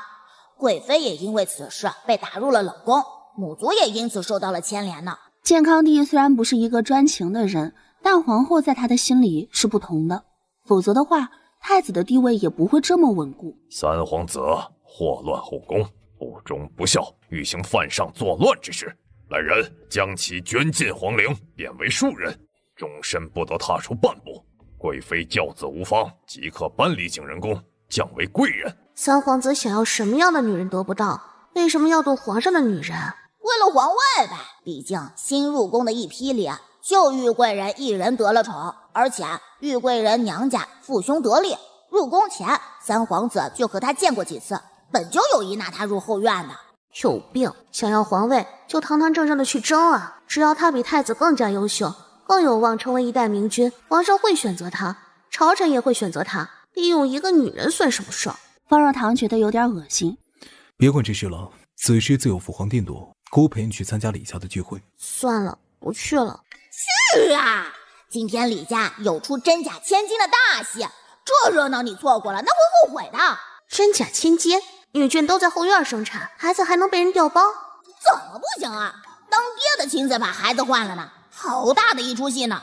现在戏台都搭上了，你确定你不去看看？方若堂自小身体不好，一直长于后院，现在身体好了，心思便也就野了，贪吃爱玩，好凑热闹，这些小毛病藏都藏不住。还是去吧。方若堂没有点负担的改口。李家今天有出真假千金的大戏上演，你要去看吗？我掐指一算，会很热闹。我陪你去。太子对这些事情不感兴趣，如果方若堂能在心里再嘀咕几个贪官，让他把人揪出来丰盈国库，他会更喜欢这种。今天是李家大小姐12岁生辰宴，太子殿下，国师大人。李夫人满脸笑容的迎了上来。李世运呢？李夫人惊喜的看了方若堂一眼，暗自有些得意，不愧是她的女儿，能得国师大人看重。再见她的亲娘。李夫人面色一顿，难掩惊讶地看向方若堂，去请大小姐出来见客。李夫人突然对旁边的嬷嬷吩咐：吕夫人怎么突然叫她女儿来见客了？难道是因为太子殿下来人，她想搭上太子殿下？也是，太子殿下原本不可能出现在李府的，这么好的机会，试问谁不能搏一搏呀？太子有点好看。方若堂听信了小镜子的话，侧目盯着太子研究了一下，得出了这么一个结论：有姑娘想要嫁给太子也正常。哎呀，你想什么呢？比起太子的权势，他的颜值不值一提，好吗？方若堂撇撇嘴，不认同，好看就是很重要。夫人，我们大小姐请您过去一趟。刚跟在李夫人身旁的嬷嬷去大小姐院子时，遇上来请人的丫鬟，这会儿便又一起过来了。李诗韵请李夫人过去，是为了告诉李夫人她的亲生女儿被调包了的事情。哇，她好正直啊！方若堂惊奇，设身处地的想了一下，如果现在有人告诉他她不是方家的孩子，他只怕没有办法立刻做出选择。这么好的人家，他舍不得。是啊，他三观很正的，被李夫人教养得很好，而且是一个很孝顺的孩子，就是命不太好，出自外室的肚皮，出身就是原罪。方若堂了2声，有点认同。他是婚生子，自然不可能喜欢外室。李夫人心里沉了一下又一下，眼眶都气红了，匆匆往女儿院子赶。见方若堂和太子跟着，她也没有拒绝，因为她也想知道更多。太子和方若堂的出现本来就万众瞩目，出场还爆了这么大一个瓜，这会儿大家都悄摸地跟了上去。李世玉面色苍白，慌乱地站在小院门口，翘首以盼。看到李夫人，立刻泪染眼睫的上前喊了一声：“娘，怎么了？出什么事儿了？”李世玉贪恋地看了李夫人好几眼，准备一五一十和盘托出的时候，看到了一群人，他到嘴的话又咽了下去。虽然不解娘为什么会带这么多人来他的小院，但这会儿心事重重的，也没有问他是不是要自爆了。对，李家真假千金一事是他自己揭穿的。其实啊，他不说的话，他未来的日子会很顺遂的。小镜子一个气灵都同情这个小姑娘，不怕，有什么事啊都可以和娘说。李世运偷看了方若堂一眼，一咬牙便把事情说了。娘，刚才爹带了一个妇人来我院里，说她才是我的亲娘，我不是娘的亲生女儿，在我出生的时候，爹就把我和您的亲生女儿给换了。李夫人身子一晃，脸上血色全失。方若堂的话让她有了猜测，但她万万没有想到，这当中还有老爷的手笔，亲手换了他的女儿。为什么李世运不是他的女儿，又是谁的女儿？我是爹外室的女儿。李世运好像知道李夫人现在想问什么，自顾自地说开：“那个外室是爹的表妹。”表妹？李夫人蹙了蹙眉，想起了有这么一个人，哑声问：“寡居的那位？”是，他们还有一个儿子。李夫人晃了晃，身子软了下去。好在李世运和旁边的嬷嬷及时搀扶住她，才没让她跌坐在地上。这个李小姐真猛，就这样说了出来。是的，可惜啊，下场不好，她把事情挑开了。虽然李夫人找回来了亲生女儿，不用再受骗，但是她白眼狼的名声也传开了。为何？一个能够大义灭亲、告发自己父母的人，又有多少人不怕呢？更何况他是既得利者，他这是踩着亲娘向养母示好啊！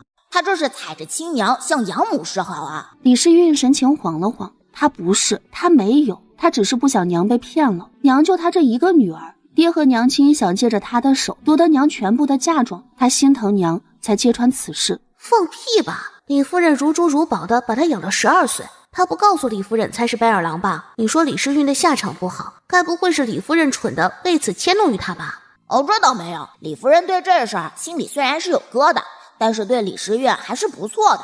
只是认回来的亲女儿她也疼啊，而亲生女儿又早就被外室洗了脑了。李世运又是一个善良的性格，自认占了那位真千金的位置，对他是处处礼让，再加上亲生爹娘因此恨上了他，他的日子便难过起来了呗。李夫人是当家主母，只要她看中李世运，她的日子应该不难过呀。哎呀，你们方家没这些乌烟瘴气的事儿，你不懂。这事儿闹开了，李大人是不是要把外甥和孩子接回来住啊？是。那一个后院里，主母能不能立住脚跟，也要看男人给不给她体面。更何况李夫人没有儿子，李大人又是摆明了要宠妾灭妻，丫鬟下人自然是会看眼色行事。一家之主不喜欢李世运，李世运怎么可能会有好日子过呢？元世界县里，李夫人接下来的日子自顾不暇，李世运不想为她的事情再添麻烦，只想着以后出嫁了就好了。可惜啊，她出嫁前李夫人就没了，而厌恶她的亲生爹娘能给她找什么好人家呀？哇，这也太惨了吧！我们能不能帮帮她？我觉得她很好，是世人想错了，她并不是什么白眼狼，她明明就是一个知道感恩、懂得回报的好孩子。李夫人到底是一家主母，除了最开始的慌乱，这会儿已经稳住了情绪，反过来拍了拍李世运的手，无声的安抚，同时在心里发狠的想，这么一个乖巧的女儿，不是她亲生的，是外室所生的又如何？记在她的名下就是她的，她会好好的照顾着这个女儿，不会让悲惨发生的。改变她悲惨的命运很简单啊，她心善正直又知书达理，只要未来嫁的夫郎是个正常人，她的日子就不会差。方若堂默默地琢磨了一下小镜子的话，嫁人？为什么要嫁人？嫁人？为什么要嫁人？把所有的希望都寄托在对方的身上，日子好赖全凭对方的喜好，我觉得也不是那么好的出路。方若堂咂巴着小嘴，或许是从小家里给他灌输的思想，他第一想法并不是嫁一个好男人。这又不是你的上一世，女子不嫁人也无妨。在这个世界，不嫁人，家人都容不下她。你以为人人都是你们方家呢？方若堂眼睛一亮，对啊，可以来我们方家。不行。小镜子尚未接话，太子优先一步拒绝。方若堂懵懂的抬头，什么？收起你的想法，他的身份不配啊！当我的信徒对出身有这么高的要求吗？信徒？是啊，我都是国师大人了，收1-2个人当信徒伺候我，应该不为过吧？太子没料到方若堂是在想这个，小镜子也没有想到，毕竟之前他问方若堂要不要收曹大姑娘的时候，他是一口拒绝了的。不过方若堂现在改变了想法，他也会支持。你拿这个让李时运试试。这是什么？测灵根的。方若堂听小镜子提过灵根的事情，了解的不详细，但隐约知道一点。小镜子，你对我真好，一直帮我。必须的，你想做什么我都会帮你的。李时运品性端正，如果有灵根的话，你可以收为己用。以后啊，要带他去修仙大陆也可以的。小镜子的话让围观的众人一个个赤红了眼，嫉妒地看着李时运，他何德何能？但同时大家也更清楚地明白了一件事情，所谓仙缘就是方若堂的眼缘，只要方若堂喜欢的人附在他身上的灵物就会帮扶。李小姐，你能问一下这个吗？方若堂拿出测灵石递了过去，一主一仆都不是什么心思缜密的，也没有想过要解释这个测灵石是干什么的。好在李时运知道，颤抖地伸手捧住了测灵石，没一会儿，测灵石发出了一道蓝色的光芒。哟，竟然是水系丹灵根！你上次是不是说丹灵根很好？对啊，在修仙大陆，他这个灵根可以入大宗门做内门亲传弟子呢。你真厉害！李时运激动的红了脸，手足有点不受控制。这会儿哪里还记得他不堪的出身，就这么直直地看着方若堂傻笑。你可以直接收他做亲传大弟子，我再给你一些适合水灵根修炼的功法，等天道进化完成，2片大陆相连，你们这个凡人界有几个天才般的人物，也不至于成为魔物的屠宰场啊！哼，进化失败，这片大陆直接玩完；进化成功，又将成为低等人，受尽欺辱，左右都不是好事儿。世间法则本就如此，并不是只有你们这一方世界才会经历这些的。况且这方世界因为你的降生已经是占尽了红利了。不是我，是你。方若堂不觉得自身能帮什么忙，全赖小镜子拿出来的好东西。小镜子有点骄傲，他一个器灵什么时候被大人这么赞扬过？何况这还是主上的心上人。不想低人一等，我们就自己开宗立派，尽早寻些好苗子，把人培养起来。只是灵气没有复苏，这时候就开始修炼的话，需要大量的灵石摆阵。其实连接通道后，就近寻一方宗门庇护也挺好。所有凡人界都是这样的。不好，受人庇护就像附属国一样，而且凡人在修者眼里就跟蝼蚁一样，地位还不如附属国的子民。小镜子透露出来的东西多了以后，方若堂也跟着懂了许多。听小镜子的口气，他要办成这些事情很简单。方若堂都忍不住的自得，他的真身该是多么厉害的一个人物呀，随随便便就能创造一方小世界的存在。你要不要做我的弟子？方若堂拿过测灵石在手里摆弄，有点不解，他像小镜子说的那么厉害，怎么一点灵根都没有啊？师父在上，请受徒儿一拜。李时运不等方若堂说完，就极有眼色的跪下来，砰砰砰的用力磕了3个头。方若堂点点头，还大方的拿出了一个戒指递给李时运。你滴一滴血在这个戒指上面，里面有引气入体的功法以及一些灵石，你照着学，有不会的再来问我。方若堂面上淡定自若，一副很懂的模样。希望他不要来问我，我也不知道。哎呀，不会问你的，毕竟是丹灵根，丹灵根就没有蠢的，都是修炼天才。他如果连入门功法都看不懂的话，你也不用再理他了。小镜子的话将飘上天的李时运一下子拽了下来，心里暗自决定自己一定要渗透这些，不能去打扰到国师大人。国师大人，我们家这姑娘年纪虽然不大，但是做事最细致体贴，今日得了您的照拂，如果您不介意的话，不如就收在身边当个丫鬟使用吧。李时运笑容微顿，一脸局促。你不是说李夫人并没有因为李时运的出身就薄待他吗？怎么这会儿要赶他出门了？我也不知道啊。小镜子毕竟是一个器灵，不懂人心。太子打眼一瞧，倒知道为什么。你不想要这个女儿了吗？她以后会很厉害的，而且比你亲生女儿孝顺多了。你亲生女儿已经被养歪了，很难再亲你了。真千金本身是没有错的，从小被外室洗脑过甚，一颗心都在外室身上，回来以后对这个娘亲也不亲近。不，国师大人，我知道我这样说会给您添很多的麻烦，但是我没有办法了。您看重小女，又收她为弟子，还赠了她这么神奇的功法和戒指，我心里十分的感激你。但是小女年幼，恐护不住这些好东西啊。而我家里的情况，实不相瞒啊，也不是那么好。她在家里只怕是会更难。所以我想求您，能不能收下小女，让她在您身边做个端茶递水的小弟子。李世运是聪慧的，懂了母亲的心后，也不再惶恐，怕母亲赶他出门，乖巧地表示：弟子一定尽心尽力地伺候师父，不给师父添麻烦。我说不收，让他伺候我是不是不好？有点欺负人吧？收呀，这有什么不好的？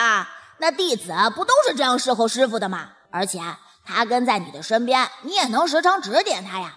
他如果觉得受辱，那就是脑子不好，毁了灵根赶出去就是了。李世运激动地摇头，恨不得开口直言。他不蠢，他知道好歹。说句心里话，如果有条件，他都想将人供起来。好吧，那你以后就跟着我吧。你也别太好说话啊。他们现在是无知，并不知道你是多么高不可攀的存在。在修仙界拜个仙尊，那是要挤破脑袋的事儿啊。方若堂确实没有那种高高在上的优越感。对于小镜子说的那些，他很模糊。多谢国师大人，多谢国师大人。李夫人连声感谢，忐忑询问：一会儿我让诗诗直接跟着您走，晚些我再把她的东西送到您府上，可好？可以，你们娘俩说说体己话吧，我到外面坐坐，一会儿再走。好好好，多谢国师大人，我对诗诗交代几句就行了。麻烦您在外稍等片刻，很快的。李夫人对方若堂的态度称得上是谄媚了，决定收了他。是啊，她说要跟在我身边，做个端茶倒水的小丫鬟。我也不缺丫鬟，就让她以客人的身份暂住丞相府吧。方若堂声音不大，但耐不住竖起耳朵偷听的人很多。当他带着李世运回丞相府的时候，丞相府已经打发了几波主动上门要送家中女儿来方若堂面前侍候的人家。怎么这么多礼啊？方若堂站在大门口，看着大伯母崔氏带着丫鬟婆子在清点礼盒，有点惊奇。这些呀，都是给你的。给我的？这个蝶恋花纹的金步摇真好看。方若堂随手打开了面前的一个锦盒，第一样发簪就吸引了他的目光。方若堂拿在手里看了看，大姐姐戴上这个肯定很漂亮。崔氏无奈一笑，你大姐姐哪里缺这些东西啊？你就别惦记她了。而且这些东西啊，我清点好了，就要各家各府的退回去。为何？他们送礼来都是想要求你办事，收了这些东西啊，到时候叫你为难怎么办呢？方若堂明显不懂这中间的弯弯绕绕。有喜欢的便留下吧。太子倒是不觉得有什么，下面的人想孝敬，有看得上的就留下，那是给他们脸面。不过方若堂自然是听自家大伯母的话，立刻将发簪放了回去。我不喜欢这些，大伯母退了吧，反正我喜欢的大伯母都会给我买的。正好你三姐姐回来了，明天你们姐妹四人啊，多带些家丁去街上逛逛，看中什么便买回来。好呀，谢谢大伯母。就这时，长公主府的徽车缓缓而来，徽车旁边跟着坐在高头骏马上的安郡王。方若堂跟在崔氏旁边，探头看到安郡王用3辆马车拖了10几口大箱子过来的阵势，微微咂舌。你也是来给我送礼的吗？安郡王下了马车，方若堂便好奇地询问。安郡王看向门口还没来得及收拾好的礼盒，缓缓扬起唇，轻轻笑慨：是，我也是来给你送礼的。方若堂摊手：别送了，我大伯母说不能送。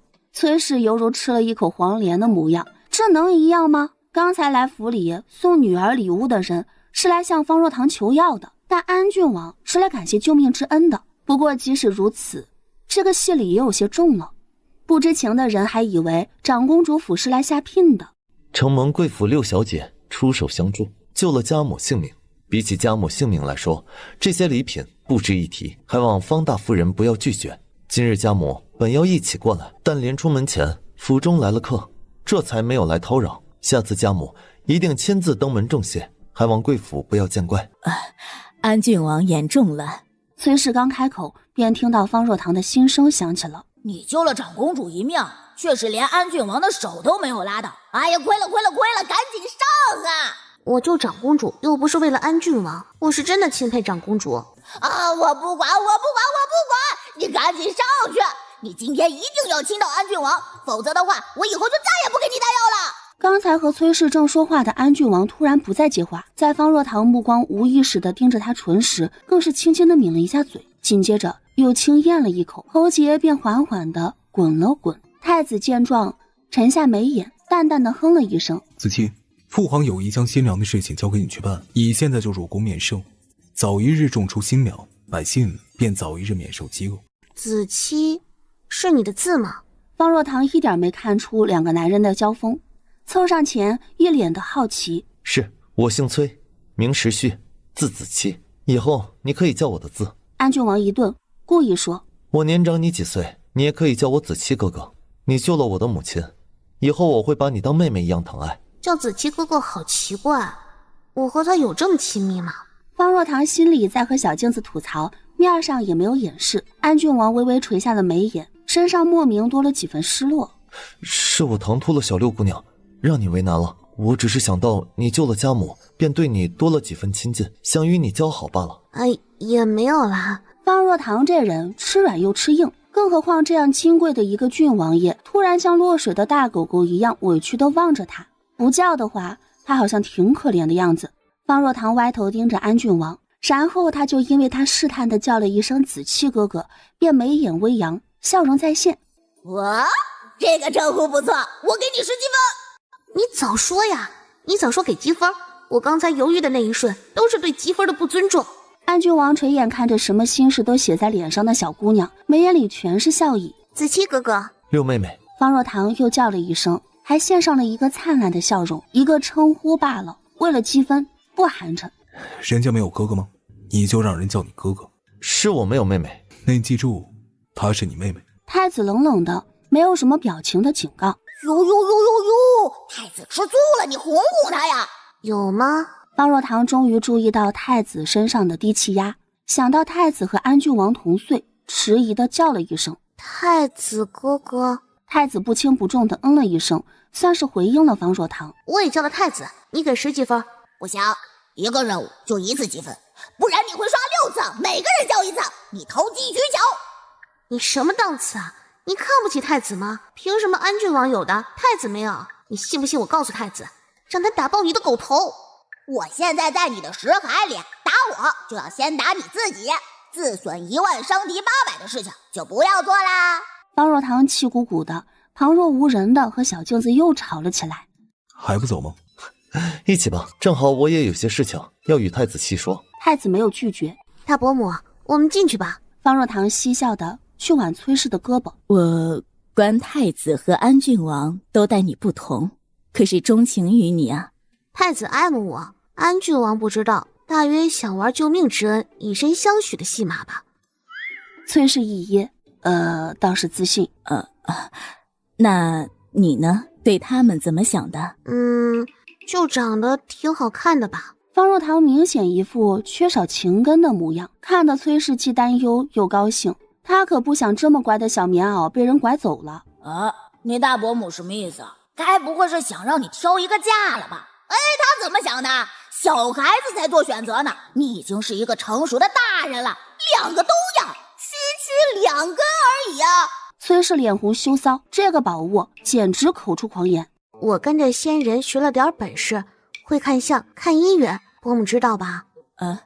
怎么了？我偷偷告诉你，余生和大姐姐有缘。别看她这世的身份不显，但她是仙界下凡历情劫的上仙，本身十分尊贵。方若堂，你要干什么？你就这么水灵灵的把余生的身份告诉你大伯母了吗？我不是说了吗？不要插手仙人礼节啊！我没插手，我就说说而已。我的天哪，我的老天鹅呀！你告诉了你大伯母，你还不叫插手？我大伯母也不一定信啊。你最好是祈祷你大伯母不信，否则有可能还会害了你大姐姐呢。怎么说？你傻不傻呀？她一个上仙，历劫后魂归本体，能看不出来你们算计她吗？那样她这一世和你大姐姐感情再好，也不见得会去寻你大姐姐把她带上界呀。那我该怎么做？事关方盛堂的未来前程，方若堂紧张到不行，崔氏在旁大气不敢喘，怕妨碍到方若堂。这事儿你就相信我好吗？啊，我是来自上界的，又活了无数个年头，我闲的时候就喜欢看那些神仙妖魔的恩怨情仇。以前也不是没有上仙下凡历劫的时候，妖界或者是小仙寻了法宝下凡堵他们。这种情况之下，但凡是有点血性的都不会再留恋，回了上界不打回去，那都是顾念凡尘一世的情缘了。那现在怎么办？我话都说出去了，你有没有什么宝物可以洗去我大伯母的记忆啊？崔氏觉得大可不必，他可以假装自残，误伤脑袋，不用真的失去全部记忆。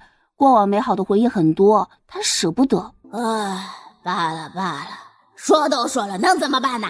大伯母当然相信你的话了，只是我们本来就是凡人，活在这凡尘，还是要看世人的眼光，不是？更何况你大姐姐已有婚约，荣世子又是顶顶好的一个人。这倒也是。方若堂让小镜子私下扒过，荣世子并没有任何不良嗜好，嫁给他也能幸福自在。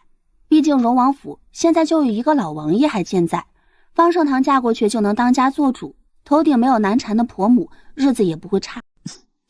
好了，你大姐姐的事情让她自己去琢磨，可别累着我们的小若若了。这边大姐姐的事情刚刚放下，三姐姐的事情又来了，因为三姐夫谢金燕来接人了。方若堂仗着宠爱，就处在两人旁边，处在那儿不让他们说悄悄话也就罢了，还要在心里大声蛐蛐谢金燕。真的没有第二个历劫的仙人吗？没有啊，真可惜。如果有的话，就可以让三姐姐和离嫁给历劫的仙人，等这一世过完，也被带去上界。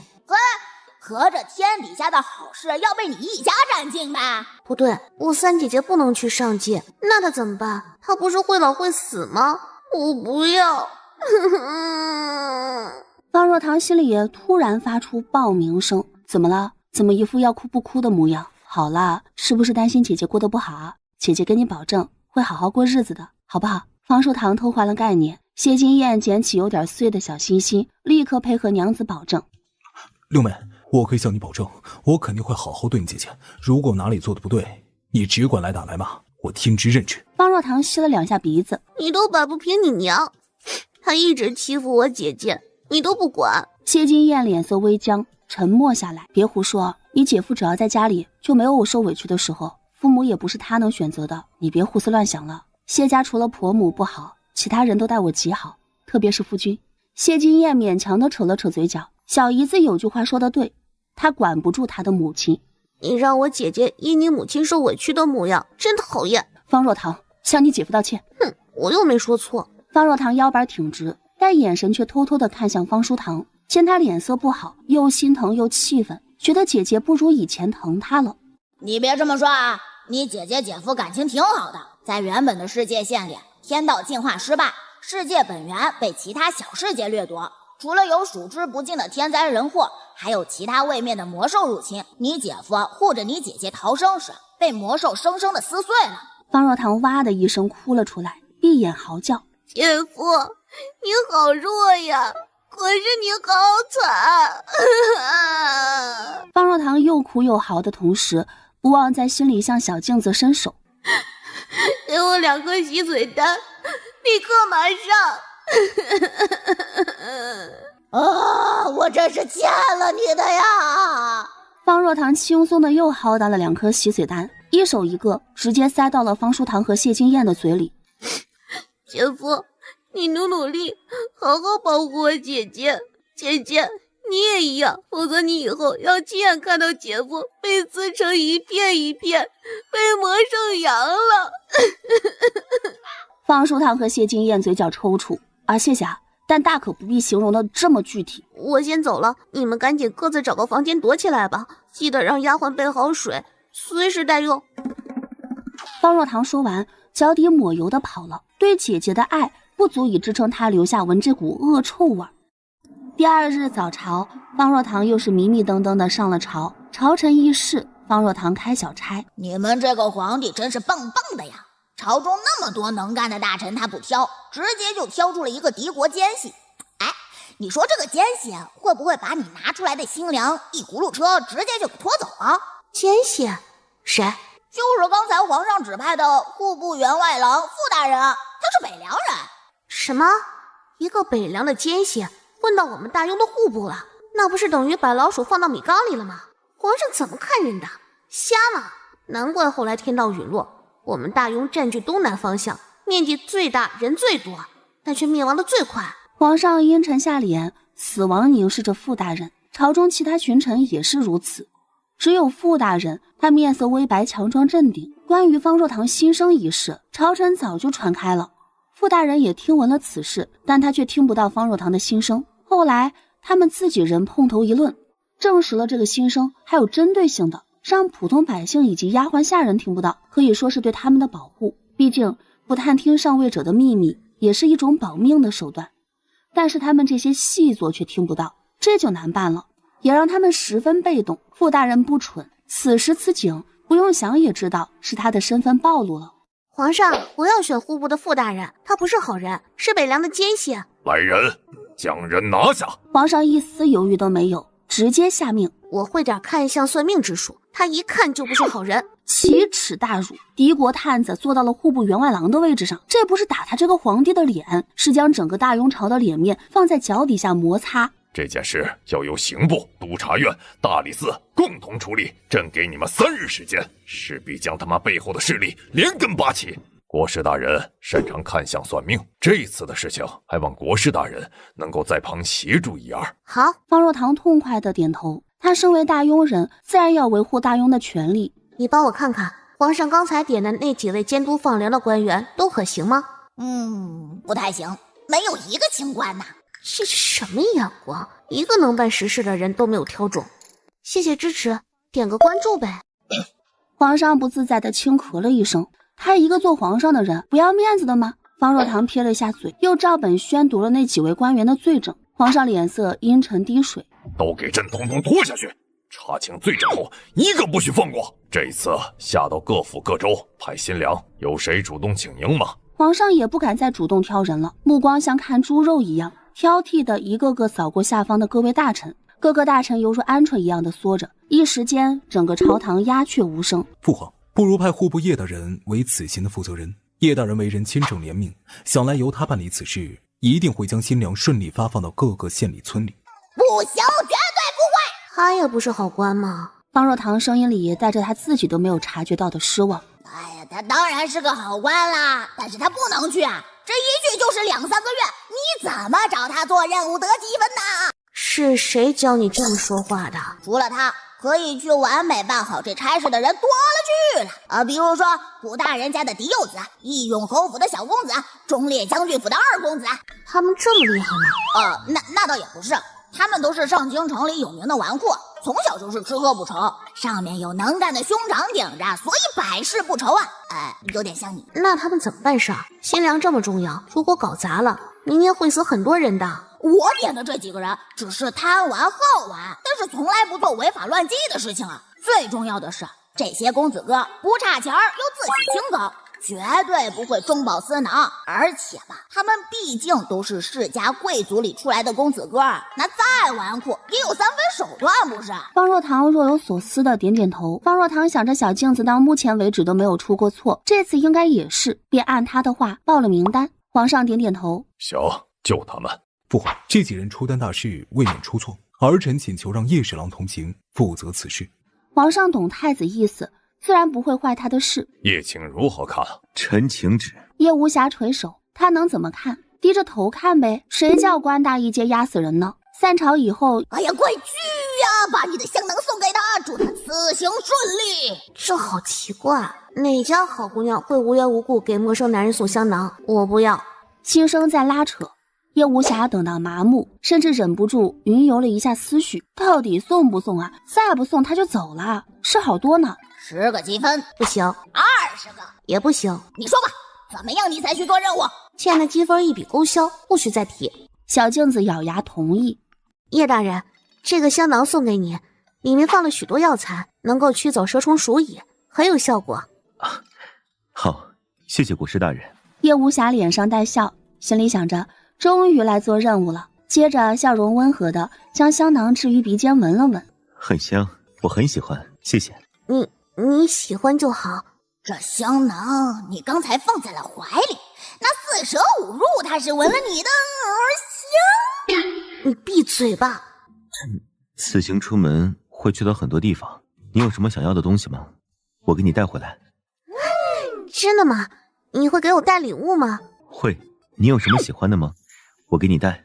我以前身体不好，许多东西都没有吃过，你能给我带点耐放又美味的各地特产吗？好，我给你带。还有别的吗？没了。方若堂有点不好意思。你出门办事还给我带东西，真是太麻烦你了。快给我1颗强体丹，1颗培元丹。叶大人都要给我带礼物了，我也不能小气。给主上东西时，小镜子倒是一点也不抠搜，直接就给了。谢谢支持，点个关注呗。说完了吗？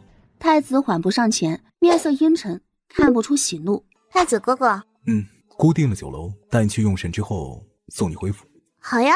走上前不忘对叶无暇挥挥手，我们走了，祝你此行顺利。好。叶无暇紧了紧手上的香囊和药丸，算了，小姑娘这么高兴，他就不扫她的兴了。反正太子不比他闲，能抽出一个午膳时间已经是极限了。方若堂一路走走停停，快到丞相府时，让他遇上了一个热闹。娘，孩儿真心喜爱三娘，求娘成全。一锦衣男子携一少女跪在光禄大夫府门前，围观的人很多，但大多数是这条街上的家眷。他们2个是正缘吗？光禄夫人脸色发青，咬牙切齿地站在大门后，不想露面，又想打死这个让他丢人的儿子。当听到方若堂的心声时，他心一下子提了起来，有一瞬间想，如果是正缘的话，他就认了。便是往后儿子独立难支，但至少在婚姻这方面是美满的。不是。小镜子的声音响起，光禄夫人又是松了一口气。原来不是啊，看着到情比金坚的模样，以后谁会变心？男的还是女的？不是变心的问题，而是他们之间根本就没有姻缘线，因为他们是亲兄妹。方若堂愣住没有反应过来的时候，小镜子又说了一句：一母同胞的亲兄弟啊，就是龙凤胎的那种，你懂吧？方若堂傻了眼，看怪物似的望着那跪着的一男一女，围观的人哪一个不是下巴掉地的模样？你胡说！男子突然站起来，而本来跪在他旁边的女子突然跌坐在地上，脸色灰白。他在府里求了母亲数日，母亲都没有松口，今日闹这一出，就是想引来国师大人借他口认同他和三娘的关系，万万没想到等来了这一句兄妹关系。他在吼什么？光禄夫人突然冲出来，有说什么吗？方若堂伸长了脖子去看，长生。光禄夫人泪眼婆娑地看着跌坐在地上的小姑娘，是了，她就说她明明厌烦儿子闹着要娶一个没有背景的平民姑娘，怎么看着这个姑娘却一点都不讨厌？原来是母女天性，让她讨厌不起来。光禄夫人怎么认出来这是她女儿的？在原本的世界线，光禄夫人没有认出她呀，最后拗不过儿子，同意了让儿子纳此女为贵妾的呀。光禄夫人面色青白交错，这些天本来就被儿子气到胸闷，这会儿更是一口血呕了出来。娘！黄锦荣冲上去扶住他娘，跌坐在地上的小姑娘，她茫然无措的抬眼看着一脸清白大势要去的贵夫人，说不出话来。她不像黄锦荣早就知道方若堂的特殊，她是第一次碰上，整个人都像被抽了灵魂。他们好惨啊！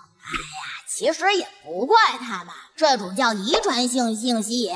什么意思啊？就是说一对兄妹自小不在一起长大，又不知道彼此是兄妹关系的话，他们遇见之后呢，相爱的几率远远要大于别人，这是刻在骨子里的基因决定的，没有办法控制的。方若堂惊讶地张大了嘴，只觉得奇怪的知识又长了一些。那万一有其他失散的兄妹，也有可能喜欢上彼此啊？是的，而且概率很大。好可怕！那做爹娘的还是要管生管养，把孩子放在一处养才行。不然的话真是害惨了孩子。光禄夫人听到这话，只觉得胸口又扎了一刀，深觉对不起这2个孩子。我觉得这些人家也挺奇怪的。我记得慧姨娘生8妹9妹的时候，娘亲自守在那儿，什么牛鬼蛇神都不能凑近，怎么别人家里总会出现丢孩子的情况？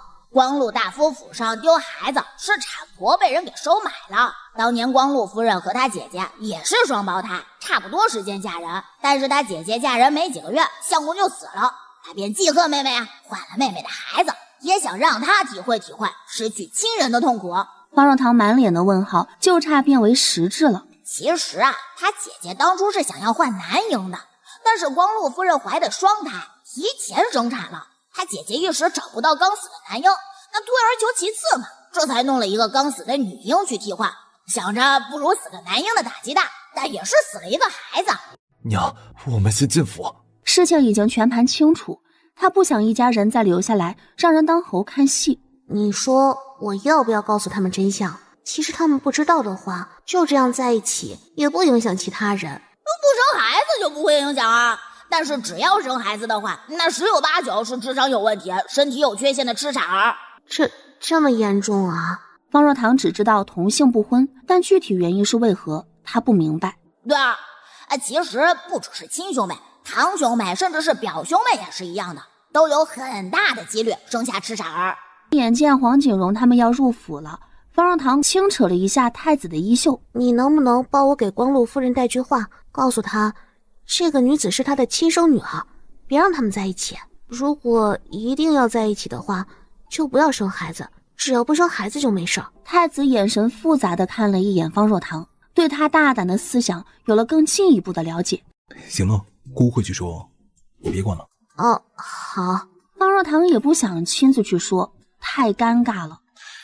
你说他们生的孩子会有问题？是的，太子哥哥最好颁布律法，不许近亲成亲，因为就算侥幸生下一个健康的孩子，他们的下一代也有可能生下痴傻不健全的孩子。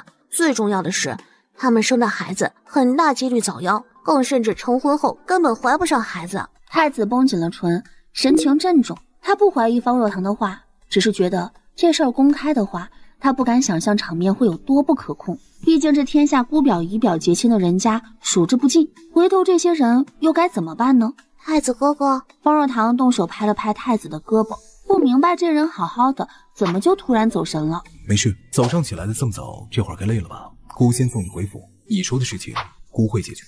好啊，早点啊，这样的话至少那些还没有生孩子的都可以合力归家，二婚二嫁也强过生下带有疾病的后代啊。太子将人送到丞相府门口，叮嘱了2句，便匆忙地回了宫。娘，你的宝贝女儿回来了。方若堂欢欢喜喜地蹦到舒氏面前。哎呀，你快别蹦了，一会儿又该心口疼了。娘，我身体好了呀，你忘了吗？舒氏脸色恢复正常。安宁郡主想来家里小住一段时间，就像诗诗一样。为什么呀？安宁郡主多骄傲的一个人，她能来给我当丫鬟？自然是为了你手里的那些东西啊！这些平白无故献殷勤的人都是有所图谋，你切记不可轻易相信。方若堂点头如捣蒜，一脸无辜地说：“东西又不是我的，娘，我偷偷告诉你，是有一个神器给我的。”舒氏看着面前这个傻姑娘，大可不必偷偷说，这早就是公开的秘密了。方若堂嘻嘻笑了2声，看到桌上锦盒里静静躺着的福寿安康玉如意，惊奇地问：“这是谁家送的重礼？不年不节的，怎么送了这个来？”这是贤亲王送来我们2房的，说是祝贺你祖母大病初愈。祝贺祖母病愈的，不直接送到祖母面前，也该送到大房伯母呢，怎么会到娘的手里？都有所求。这些人好烦。他不喜欢这些人绞尽脑汁的想要占他的便宜，比如安宁郡主，他以前难得出门一次就被他欺负过，还骂他是病秧子短命鬼。贤王名声倒好，可是和他一个小姑娘也没有交集，这么直接的上来暗示，让他觉得对方以势压人。是不是以后那些比他们丞相府权势大的人都可以用这种办法找他要东西？他的东西也不是取之不尽的。方若堂心直口快，第2天早朝的时候，他就直接告状了。皇上当然不可能让方若堂受委屈，当即就训斥了贤王以及安宁郡主的父亲。夏朝与家中姐妹在约好的街头刚碰面，方若堂就遇到了刺杀。光天化日之下，一群群蒙面的杀手前赴后继。小姐不用担心，不知道哪里冒出来一批暗卫，将这些杀手都拦住。一会儿你找机会带小六往皇宫的方向跑，这些暗卫定然是皇上派来保护小六的，相信过不了一会儿，皇上就会收到消息，会派人过来增援。记住，要把人安全的送到皇宫。不行，我怎么能丢下姐姐们独自逃跑？让余生驾着马车一起冲过去。听话，你的命比我们3个加起来都重要，照顾好自己，驾着马车逃跑目标太大了。那些杀手会不要命的追上来，而且我们也不知道沿途是不是还有其他的埋伏，但让余生趁乱带你独自逃生，只要小心一点，生还的几率还是很大的。我们的马车留在这里，也能替你掩护一二。不行，小镜子，你有没有什么办法？你急什么呀？我不是说了，没人能伤害你吗？你什么时候说的？就第一次见太子他们的时候啊。你只说他们不能伤害我。嗨，他们什么身份呢？这些普通凡人又是什么身份啊？他们都不能伤害你，这世上还有能伤害你的人？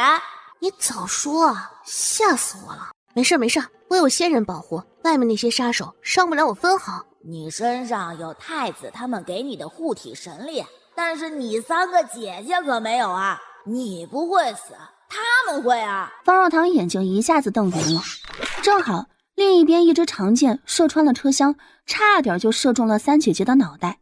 你不早说！他都没顾得上做掩饰，话直接从嘴里说了出来，接着就跳下了马车，冲着挥刀的余生说：赶紧驾着马车回府，立刻！余生一愣，分了神，差点被箭射中。就看方若堂没事人一样的往他面前一挥，那支箭就像是碰到了什么透明的屏障，突然直直的垂落在地上。看到了吧，我有护体神力，这凡间的武器伤不到我。你赶紧带我3个姐姐回去，免得他们受伤了。余生，我们走。余生得了命，一刀直接扎在了马屁股上，马像疯了一样冲出重围。你们要杀的人是我，我就站在这里，我今天就看看谁有这份能耐能杀了我。那些站在高位放冷箭的人，箭都射出火星子了，也没能伤到方若堂一点皮毛。见鬼了！厮杀正激烈的时候，又有一队人马冲了过来。是荣世子带着府兵来救你了。荣世子骑着大马而来，直接朝着方若堂冲了过去，将人一把搂上了马背，担忧地问：受伤了吗？没有。你应该找一个岩梯躲起来。我没事哦，小镜子告诉我说你们跟着我转世前就把护体神力给了我，所以谁都伤不了我。荣世子不知道什么是护体神力，但听说他不会被人伤到。刚刚赶过来时提起的一颗心也落到了实处。随着荣世子带来的人加入，场面渐渐得到控制。很快，太子和小王爷先后也带了人马过来，杀手逐个伏诛，眼见逃生无望，都选择咬破嘴里的毒药。太子等人想生擒几个人，调查背后主谋，最终堪堪留下3个还有一口气吊着，被挑断了手筋脚筋，卸了下颚的杀手。太子吩咐了手下几句，便走到了荣世子和方若堂面前，在2人前面几步停了下来。还不下来？方若堂瞄了一眼周围的血水，又看了一眼自己脚上坠着的漂亮珍珠的绣花鞋，摇了摇头。我不下去。太子咧眉：受伤了？没有，地上好脏，我的新鞋。方若堂嘟起嘴，他这一生可是特地新换的。姑报你，荣世子毕竟是你未来的大姐夫，你与他同乘一骑，于理不合。刚才在生死面前自然不拘小节，但这会儿太子说的有理，方若堂也认可，便朝着太子伸手扑去。我刚和荣世子共骑一匹，记得算积分。好的，多给点。好。太子看着还在为了另一个男人讨价还价的方若堂，真的要气笑了。多谢你救了小六，回头姑会备上厚礼送到贵府之上。荣世子觉得很不爽，但他又没有立场说什么，略一抿嘴，对着自家府卫打了一个手势，带着人就走了。太子望着荣世子的背影，眼神幽深。刚才在宫中有一瞬间，他心神动荡，他猜到可能是因为方若堂，随后就有暗卫来报方若堂在大街上遇到了刺杀，他带了人便立刻赶了过来。荣世子府离这里的确比皇宫更近一点，但他出现的这么及时，难道他也有这种感应？接下来的事情就交给太子了，把小六给本王，本王护送他回府。尸首都处理干净，看紧活口，别让人死了。你先去大理寺等姑吧。两人如出一辙的自说自话。行，你厉害，谁叫你是太子？辛苦小王爷了。能为小六办事是本王的荣幸。回府后记得请太医看看，喝碗安神汤。好的。方若堂回答的声音远远的传来，太子脚步大迈，一副匆忙着急的样子。是谁要杀我？哎，那多了去了。除了有北凉和西周的探子，大雍好几个官员都参与其中，包括三皇子的母家。三皇子不都被贬为庶人了吗？你也说了，贬为庶人了，那人家能不报仇吗？方若堂气呼呼的哼了2声。报仇关我什么事儿？如果不是三皇子管不住下半身，动了皇上的女人，他能落到这个下场？太子眼睛微眯，眼神里尽是凛冽。你跟太子说呗，也省了时间让他们查，直接抄家，一查一个准。让他们查，直接抄家，一查一个准。反正那几个合谋害你的都是大贪官，就怕哪天你管到他们头上去，所以先下手为强。